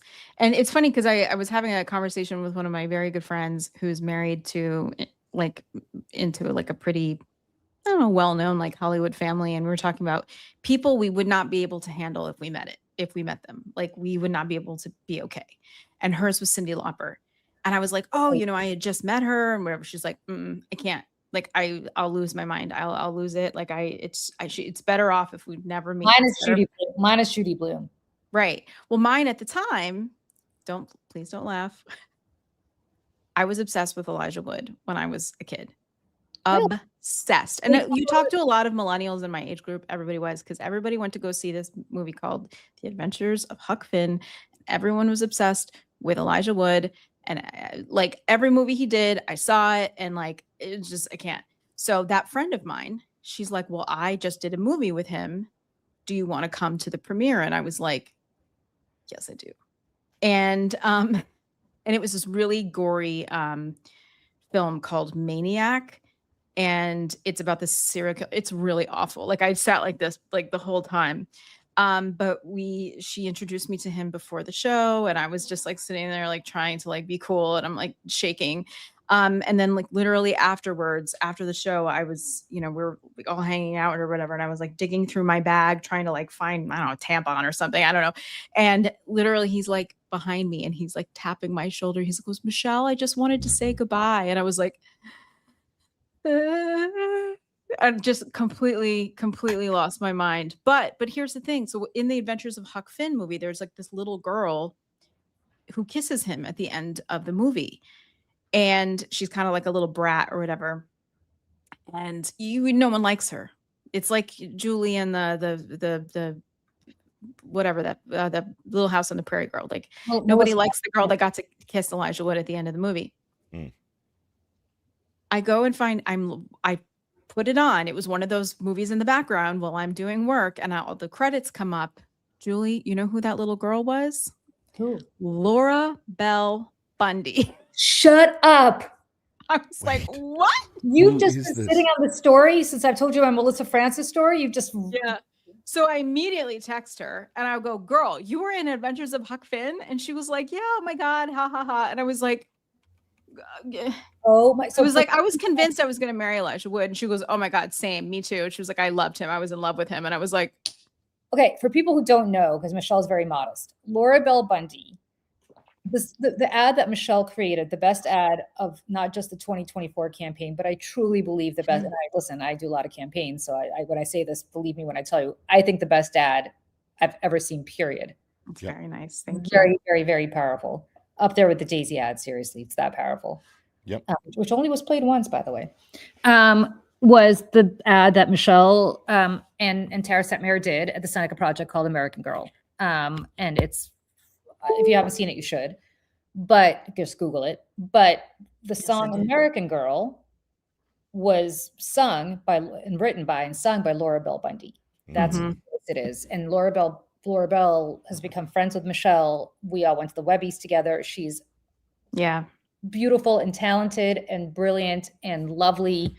And she was the original Elle Woods in the Legally Blonde musical on Broadway. Yeah. Oh my she God. was the original what's her face in Hairspray on Broadway. Like she's amazing. She's amazing. And the fact, like putting that together, and I only put this together like 6 months ago. It was not long ago. I was like, what? That is totally believe it. That's a story. That's hilarious. Couldn't believe it. I have a session with Judy Blume, which I've had since I was the president of the Judy Blume Club. Judy Blume is Are You There, God? Are You There, God? It's me and Margaret, right? All of them, including the adult books, which are very racy. obsessed with Judy Blume. Like when I tell you obsessed, to this day obsessed. Like she is my one celebrity who if I met her, I would go crazy. Everybody in my life has met Judy Blume because she's not a recluse. Like she's pretty easy to find if you want to find her. And I've just never, like somebody I know just hosted an event with her for like the ACLU or something. And for some reason, I found out about it a day late. She's like, oh, I didn't know, you should just come to my house. We had Judy Blume. I'm like, what? My friend Gretchen Carlson was just in Palm Beach. And she sends me a picture with her and like all of her friends and Judy Blume. I'm like, why are you hanging out with Judy Blume? She's like, oh, we just went to her bookstore in Palm Beach and she was there. And I'm like, and I know Gretchen, not Palm Beach, sorry. Palm Springs? No, not Palm Springs. Oh, Key West. Sorry, Key West. Oh. She's like, she's there all the time. Just go to Key West and go to her bookstore. Like she's right there. I'm like, I don't even know what I would do. Like it's almost better if you don't meet her. Like that's how I feel about some of these people. Like I don't know what I mean. I don't. Well, apparently she's lovely, so it's not like I would be disappointed. But right, like I don't want to sound like a crazy stalker, and I don't want to be like, oh my God, you changed my life. Right. She really hears this a lot, though. Probably, but like I am. And she's getting older, like, you know. I know. Yeah, time to make your move, Julie. This is what I'm saying. TikTok. I don't like. I honestly would fly to. I'm not a big fan of Key West, but I would actually fly to Key West just to have the opportunity to like meet her. And I don't know what I like. I truly don't know what I would do. Like what I would say.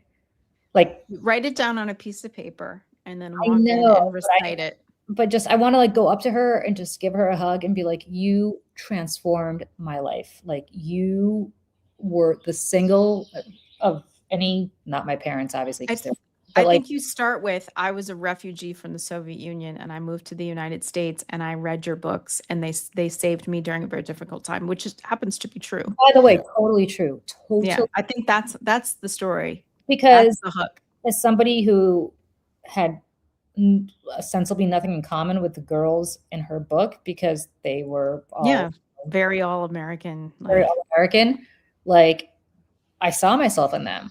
Mm-hmm. Like, I mean, the book Forever. Do you remember Forever? Does anybody remember Forever? Absolutely. Of course. The way it got passed around in middle school. Oh, yeah. Forever was a book where it's for teenagers. It's about this girl who falls in love with this boy and she loses her virginity to him, and it's in high school. And it's a beautiful book because there's no shame in sex, which I think was the first time you had a teenage book where like nobody was wagging their finger at you, being like, how dare you have sex before you get married? Yeah. And so it was just a beautiful book that actually set very unrealistic expectations of what your high school boyfriend was supposed to be like. And mine treated me like dirt. But despite that, like it was such like books like that just give you hope that like your stupid high school boyfriend was not, you know, there were. It's like Nancy Meyers, right? It's like Nancy Meyers paints a picture of life for women, but with really understanding male partners who say the right thing and understand you and are like emotionally available. Like, you know what I mean? Judy Blume was writing that, but for teenagers. You know what I mean? Daniel, exactly. It would be just like that. Remember that time when do you remember that time? Yeah, that was awesome. All right, promise you're gonna videotape yourself. Have your son or your husband videotape the moment where you're meeting Judy Blume for the first time, please. Actually, the Judy Blume book, that was, and I have to reread it as an adult because I bet you it stands the test of time, was starring Sally G. Friedman as herself, which is the kind of an autobiographical book about Judy Blume's life, about her having to move to Miami Beach for a few years, from New Jersey right after World War II. It is like the seminal Jewish girl book. It is phenomenal. I got it for my son. He looked at it and put it away and never cracked it open, which breaks my heart because he's not a big reader. But you guys, my niece, I bought her a copy of Anne of Green Gables, and she kind of did the same thing. She was just like, "Okay, Aunt Michelle," and I was like, "You must read it." I know. The two books, like Judy Blume and the Little House books. Oh God! Did you see the movie? Was Forever? Oh, sorry, Michelle. Was Forever? No. I was just going to ask if you guys had seen the Are You There, God? It's yes, Margaret. very well done. It was really good. It was really good. Sorry, guys- Lawrence, go ahead. Blubber. No, Forever was like the original banned book in my middle school when it came out. Was it like that? Is that how you experience it? Because for me, No. it was literally the book that like the girls who were at that moment in time absolutely far more advanced than the boys in our middle school. The girls were like passing it around, and like if they got caught with the book, the teacher would confiscate it and call their parents. Yeah, What? no, it was like a banned book. Florida, man. That's what I'm telling you. I grew up in New York and New Jersey. Like, there was no banned books. I actually was such a voracious reader when I was younger. Yeah. I went through a D.H. Lawrence phase, and I read Lady Chatterley's Lover, which is, I know it's like supposed to be this like taboo banned book, but the reality is it's not that like whatever. I'm sure it was Right. racy in 1910, but it's nothing in there that would be considered racy to a 15-year-old reading it, in 1989 or whatever, how old I was. Anyway, I read the book and I decided I wanted to rent the movie. So I go over to the little, wasn't Blockbuster, but to the little local Princeton Meadows shopping center bookstore or whatever it was, not video store. And I'm like, can I rent Lady Chatterley's Lover? And the woman is like, I need a note from your mom about that. And I was like, it's not porn. Like, I just want to watch the movie. And they would not rent me the movie. And I was very disappointed. I came back with my mother, who of course was like, yeah, she didn't care. And yeah, so that's the Did you only explain time that you had read the book. you think the woman chewing gum behind the counter. Shit. Right. I think she'd never read the movie. She'd never watched the movie. I think it's just that Lady Chatterley's Lover, the title and the whole thing just seems so, Oh my God, V.C. Andrews. Oh, V.C. Andrews. Oh, Michelle, did you ever read Flowers in the Attic? Mm-mm. Oh my God. Oh my God. Oh my God. And then she also did Angel and Dark Angel. So she did a whole other series that was even better than the Flowers in the Attic series. But oh my God. But God, she was like Attic. She was a recluse. You know the whole deal with V.C. Andrews? I don't. She was, I think, paralyzed, and housebound, and totally a recluse, and just wrote these books. And I'm not even sure how she got them published, but she was, Michelle, you drop everything you're doing and go read Flowers in the Attic. I mean, brace I'd love yourself, to. 'cause It it's sounds weird. great. Yeah, it sounds great. I hate to say I don't read, and it has nothing to do with not wanting to. It always has to do with the amount of time that I can't tell you the last time I started a book and finished it. I get like halfway through and I never finish it. And then just because there's a million things to do, and I can't even imagine having enough time to read a book. But I remember as a kid, I read books that were like YA, but I was just so much more of like a movie kid. It sounds like kind of mentally lazy, but I don't think it was. They did make a movie or a show of Flowers in the Attic. Yeah, but it wasn't. They There did? was a movie on it with Steve Martin's ex-wife. It wasn't good. Oh, okay. Okay. Yeah. Because it's Because basically anytime I dog sat my neighbor's dog or anything, if I got $20, I went down to the mall and would buy a movie.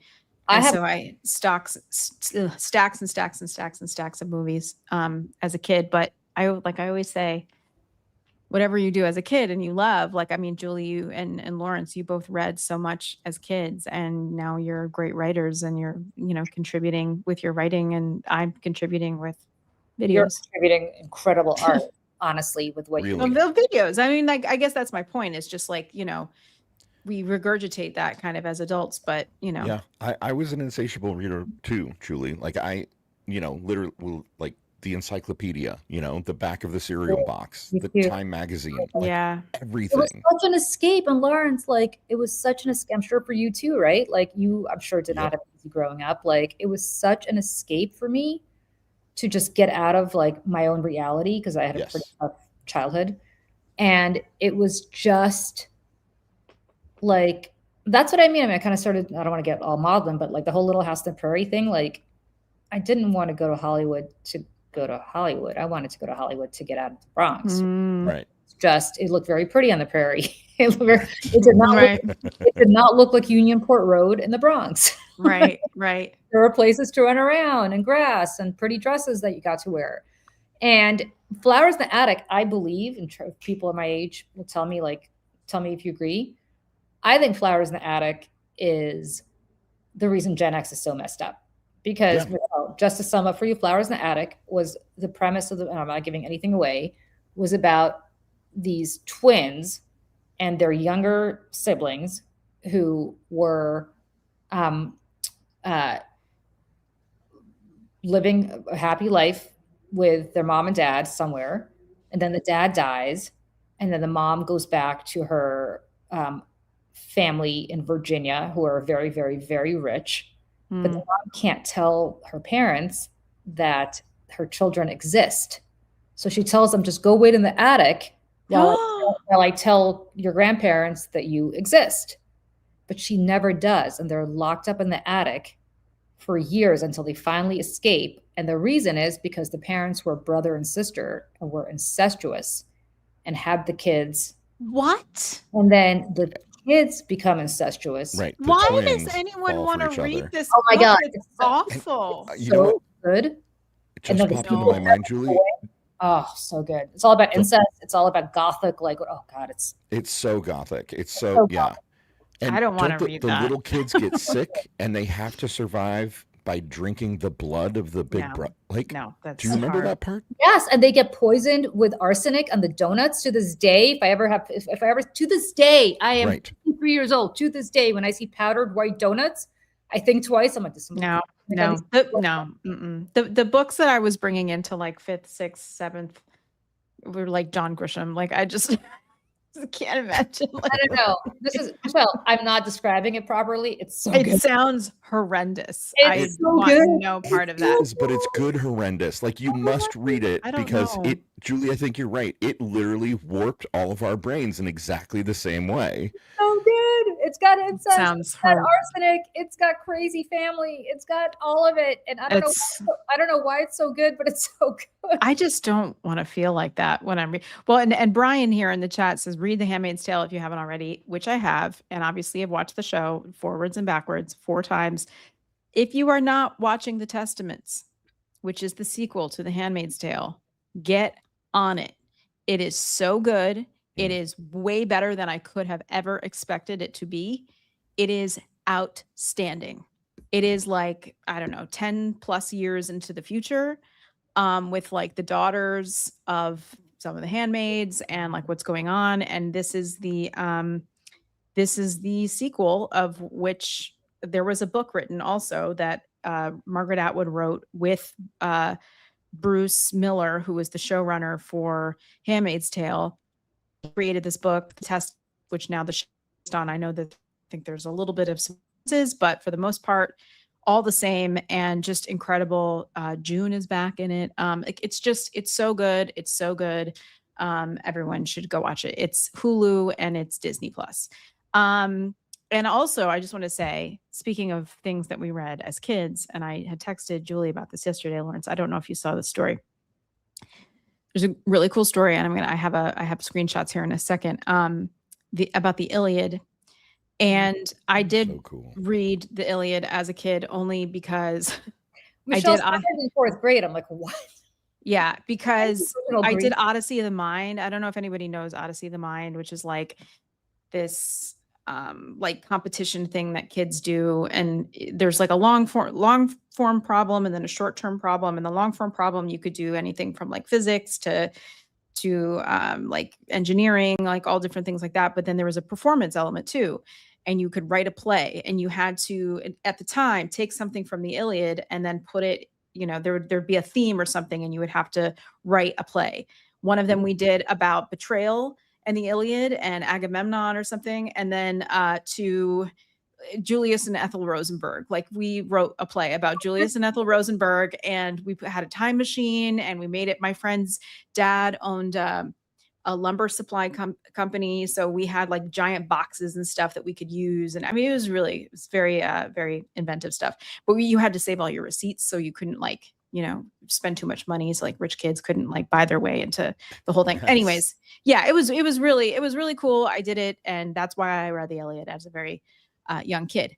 That being said, New York Times yesterday, archaeologists find Egyptian mummy buried with the Iliad. So cool. For the deceased of Roman era Egypt, Greek literature may have offered a cheat code to a more comfortable afterlife. So it says here. Sorry, go ahead, Julie. It's Roman era Egypt. I thought it was pre-Roman era Egypt. They said it's Roman era Egypt. That's what it says. Yeah. Oh, well, that makes more sense because the Ptolemies, who the Romans replaced, were all Egyptian. Cleopatra was Greek. Was 100% Greek. Well, it says here the archaeologists working in Egypt have discovered a remarkable combination of Homeric, epic, and Egyptian ritual, a 2,000-year-old mummy with a papyrus fragment of the Iliad sealed in a clay packet outside its wrappings.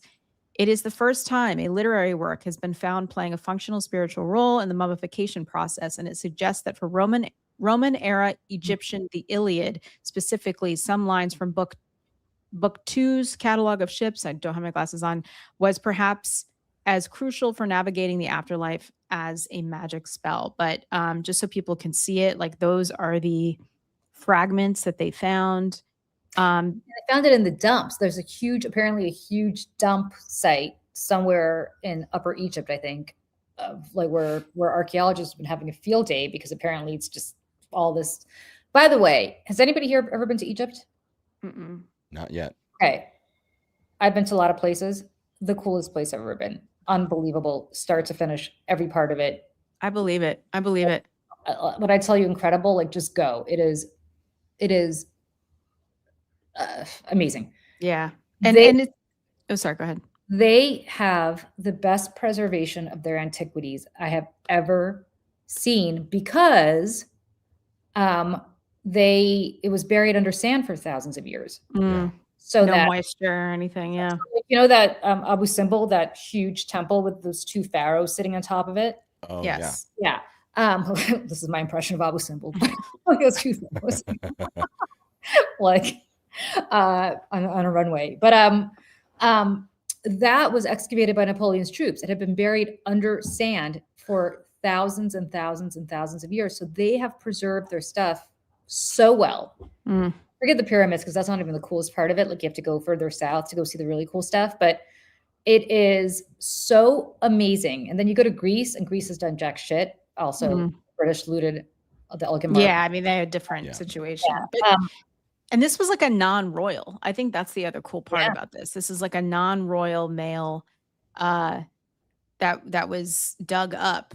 And so, I don't really know too much about, the history beyond just kind of what I learned in school, but I just thought this was like mega, mega interesting. Very cool. Something, you talk about going to Egypt. I know there's a museum in London that has a lot of Egyptian stuff. British Museum. They have right. And then in the Met here in New York, they have an exhibit as well, which is pretty cool. Gosh, that whole scene. Yeah, Poppycosh. Yeah, from when Harry met Sally. MJ Daniel, I own that book. The Bible of History is history. It is unbelievable. I highly recommend everybody read it. It is so, so good. It really does take everything. And if you've ever been to, Israel and you've seen all the stuff where all the biblical stuff is supposed to take place, it pretty much adds up. I mean, I'm not saying the God part of it because talking about like in the New Testament where, Jesus's entry into Jerusalem, all of that, it's still pretty much preserved as it was. It's really cool. And I was there, I want to say, I've been there a lot, but I was there 2018 happened to be on Palm Sunday. We were there for my son's spring breaks on Palm Sunday, and we watched the pilgrims gathering at the foot of the Mount of Olives. So their procession with the palms into the city of Jerusalem, into what the old city of Jerusalem was on Mount Moriah, which is where the Temple Mount is, / the Dome of the Rock. And it is exactly as you read in the New Testament, where they're gathered near the Garden of Gethsemane and they're with their palms walking into the procession, exactly as Jesus processed into Jerusalem on his donkey. And it is amazing to have. If you ever read the Bible, which I'm not a believer, but I have read it because I think it's fascinating and everybody should, how it lines up to the geography of what they're talking about, because the geography has not changed at all in 2,000 years. It's fascinating. So good.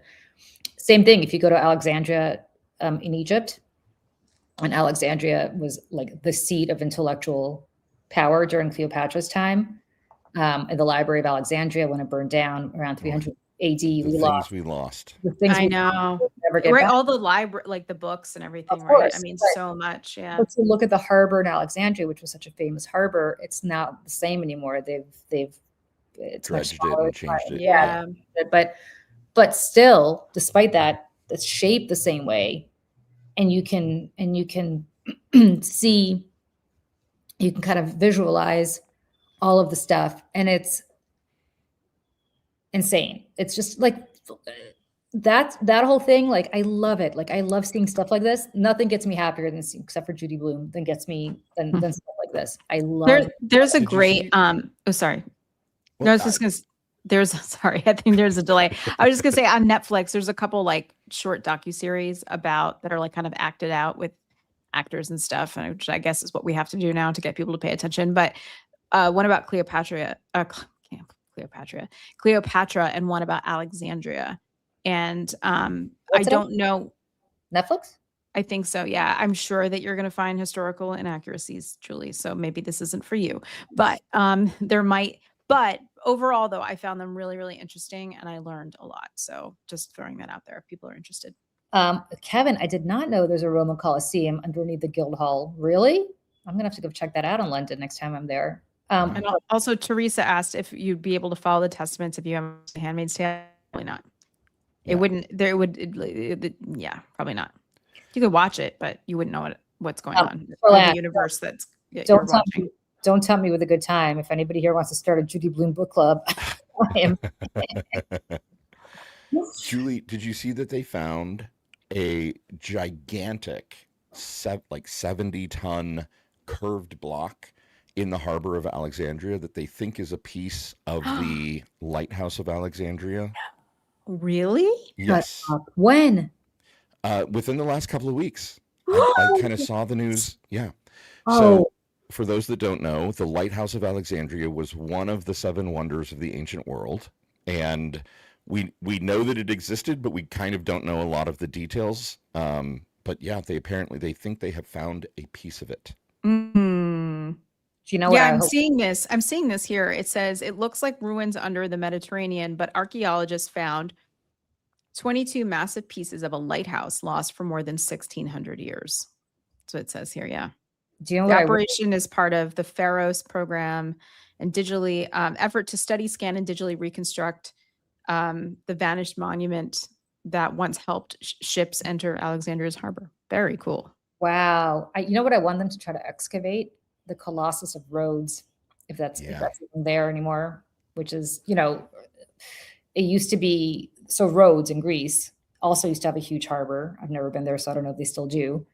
I'm sure they do, but it was one of the ancient marvels of the ancient world, a huge colossus, a man who, if you watched Game of Thrones, they kind of recreated this on Game of Thrones. Yeah, but it would one leg on either side of the harbor, and it's this huge colossus that ships would sail through the legs, and it's supposed to have been just this incredible wonder of the world. That idea from Game of Thrones and J.R.R. Tolkien, like it was real. We had, it existed. It existed, and you think about the stuff that we lost, that we'll never get back. Whether it's the library at Alexandria, or the Colossus, yeah, any of these things. When I learned about that library burning down, I was like, oh wow, like we lost everything. And that's why amen. I don't know jack shit. Why people much smarter than me believe we went through the dark ages. Right. Create everything. Yeah. In Europe, an interesting theory I read at some point that they think that it was intentionally set on fire because it was such how don't know, like a center of power, right? Because it was so sort of defining as being a Tale as center of old as knowledge and time. power that Yeah. it was burned down by MAGA people. They found red Right. hats actually on the people. No, I'm kidding. I'm kidding. I was like, I'm- what? I started That riffing. was The first really part is good. true. They think it was burned down on purpose. The second part about there being red hats, that was Wait, that but was what was riffing. burned down on purpose? The Library of Alexandria.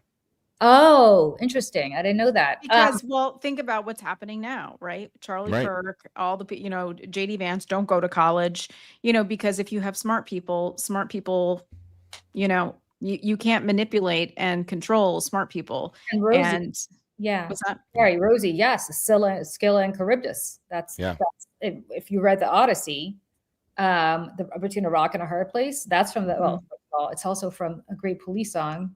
You consider me a young apprentice. Anyway, wrapped around your finger. A great song, absolutely. Great song. Yes, it is from the Odyssey. It is where Odysseus. One of the things that Odysseus had to travel through. It is between Calabria and Sicily, and it was, and I think still to this day, is a pretty dangerous place for ships to go through. Right. But Scylla and Charybdis were a rock, and you run into a hard place. Yeah, a whirlpool, and that's where the phrase "rock and a hard place" comes from the Odyssey, bringing it all back to Michelle's thing about the Iliad and Homer. Well, and I saw the Calabria. It's so funny. My next door neighbor has a cottage in Calabria, and she goes every year. She and her husband, and it's like this family cottage. It's been in her family for like 100 years or something. And was showing me pictures, and it was like, it looks absolutely beautiful. But the last thing I think that we should do is go snorkeling, guys, at Pearl Harbor. I think that that's where we really need to be doing. Because guys, if you haven't seen this story, our FBI director, our drunken, shameful, idiotic FBI director, Kash Patel, went on a trip to Hawaii and did a VIP snorkel at the Pearl Harbor Memorial. As one does. As one does. So this happened last summer. Buried. Yeah, right. This happened last summer, and it says that the FBI took pains to note the director was not on vacation. Sure. Highlighting his walking tour of the Bureau's Honolulu field office and meetings with local law enforcement. This is left out of the FBI's news releases was an exclusive excursion that Patel took days later when he participated in what government officials described as a VIP snorkel around the USS Arizona in an outing coordinated by the military. The sunken battleship entombs more than 900 sailors and Marines at Pearl Harbor. This is the final resting place for the first American deaths in World War II. Are you kidding me? So have you guys ever been, I know I already asked you this, Michelle. Lawrence, have you ever been to Pearl Harbor? I have, yeah. And to the Arizona tour. Arizona. Yeah. So you probably remember it is such a living, breathing place that there are still bubbles, oil bubbles coming up in Arizona. Yep. Because there's still oil coming through. So first of all, I hope he swam in a ton of oil and got oil slicks all over himself that he'll never be able to get out of his lungs. Yeah. But second, there's no FBI field office near the USS Arizona. It's probably in Honolulu. It's not at Pearl Harbor. Give me a break. Honolulu and Pearl Harbor, not next to like there's a drive. If you're in the FBI field office in Honolulu and you're going to Pearl Harbor, it's not like you were just happened to be there. You had to plan to do it.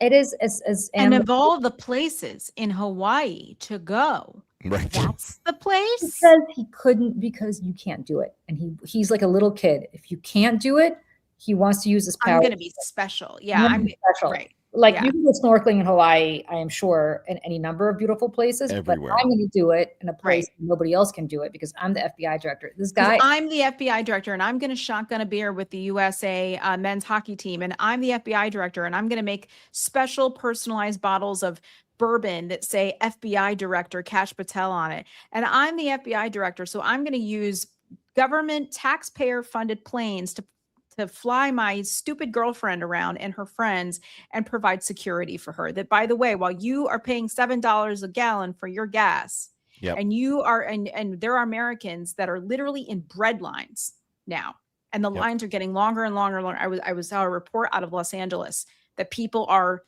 lining up in record numbers for food.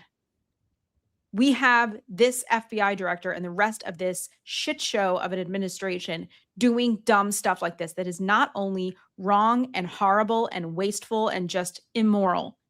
I would like to remind people that disrespecting the military is not a new thing when it comes to the Republican Party.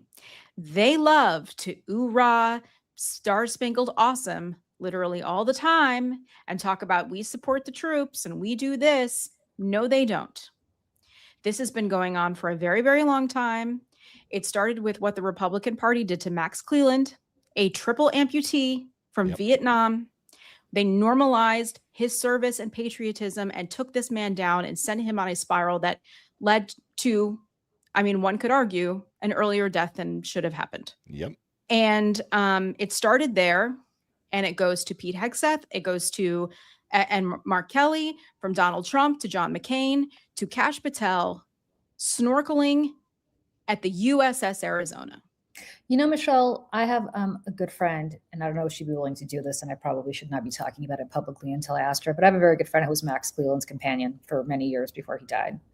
I'm wondering if she would be willing to come and do a whole separate show talking about what them taking down Max Cleland did to Max Cleland, to a man who's a paraplegic, who lost everything because of the war, where they later accused him of basically being a coward. Like, Yep.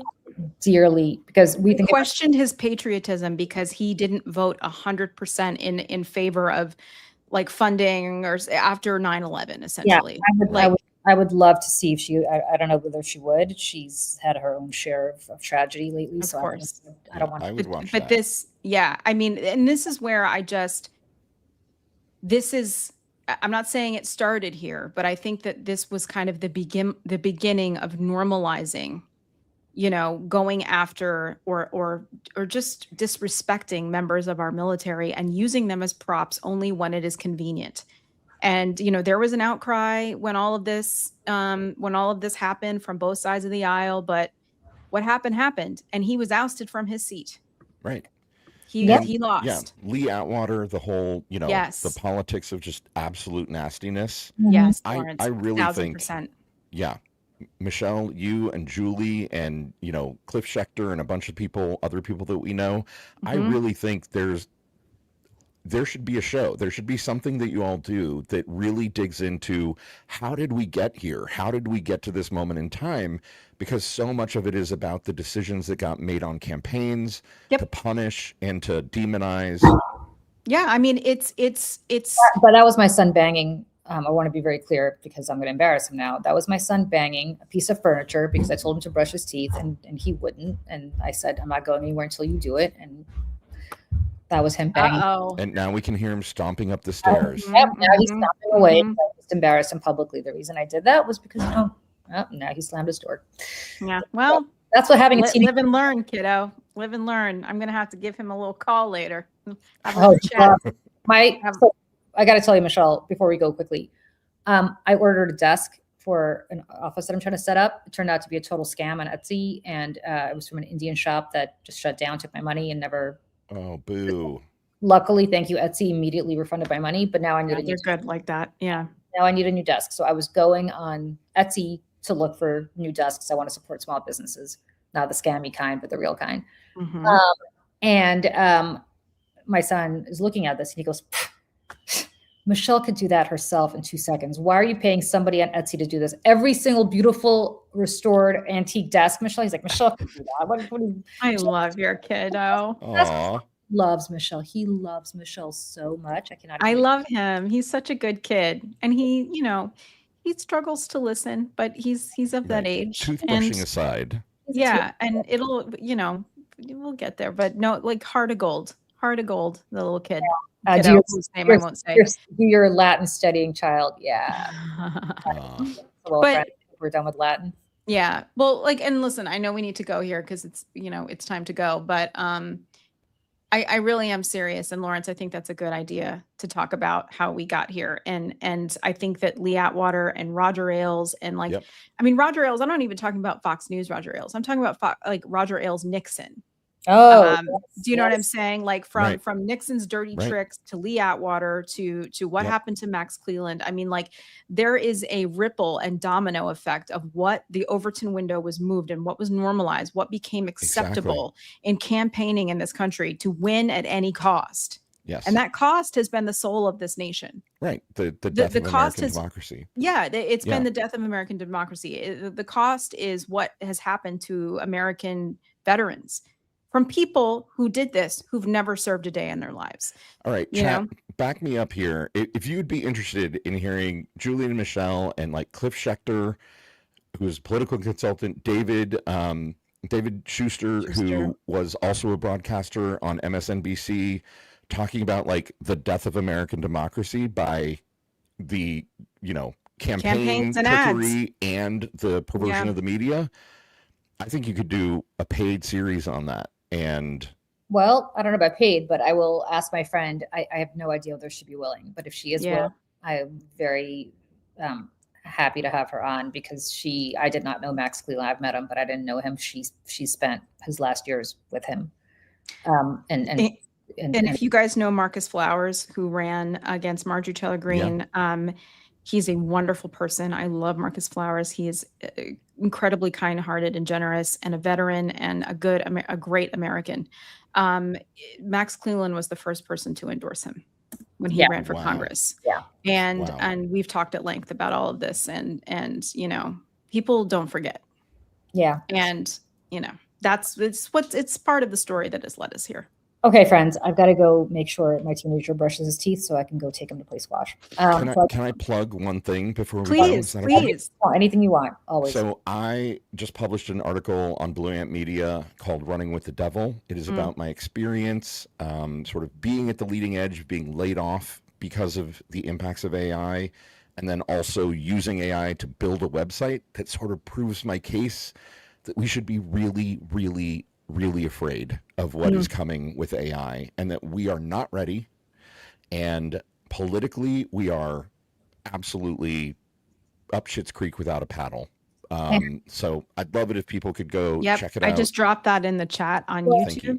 I would love to do a whole separate show with you on this because I'd love it. I am in my nonprofit capacity rolling out a really exciting AI tool in the next few days, which I am not at liberty to talk about right now, but I will be by this time next week. Amazing. Which is a good use of AI, precisely because there are so many bad uses of AI. So I would love to talk to somebody who worked in tech like you, so we actually keep people informed. I think it's really important. AI is super, super, super important, you guys. And can I just want to just add one thing to that. There are a lot of people online, people who are trusted. And this is where culture and politics and policy and all these things are downwind from each other. There are people who are trusted, who are trying to tell you that you need to give all of your information to AI and that you need to just get on board or you're going to get left behind. If you hear someone saying you need to get on board with AI or you're going to get left behind, look and see if that person stands to benefit from you jumping on the bandwagon. And I'm looking at you, Reese Witherspoon.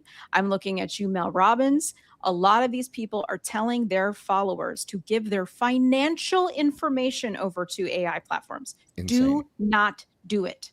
Don't do it. Great article op-ed in the New York Times yesterday on this very subject, called The Death of the Girl Boss, specifically about what Michelle just said. I don't even know if you read it, Michelle.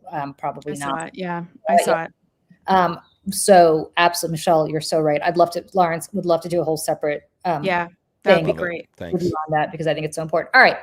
On that note, thank you for listening to our Springsteen stuff and our Tony Danza stuff and our Judy Blume stuff and our Alexandria Lighthouse stuff and our Iliad stuff. And most importantly, thank you to Michelle and Lawrence for being just the best. And Lawrence, you have this show. We are so happy to have you and Dana on here on Saturdays with us now. We love having you. It's the highlight of my week, honestly. Same. The weeks that I can't do it, I cry, like seriously, you two are just the best, and it's so much fun, and it's such a breath of fresh air every week. Right so back thank at you. Right Right back back at you. Honestly, like this, I was texting Julie last night and this morning and like, all the bad news and all the stuff that's going, I was, and sometimes and I haven't been feeling great this week and I just physically, and I'm like, I don't know if I can make it through 2 hours this morning. And then once I'm like, you know what, the easiest place to be because it's fun and it's happy and it's endorphins in a way. And it's like all of those things. So, Yes. the sanity isn't always,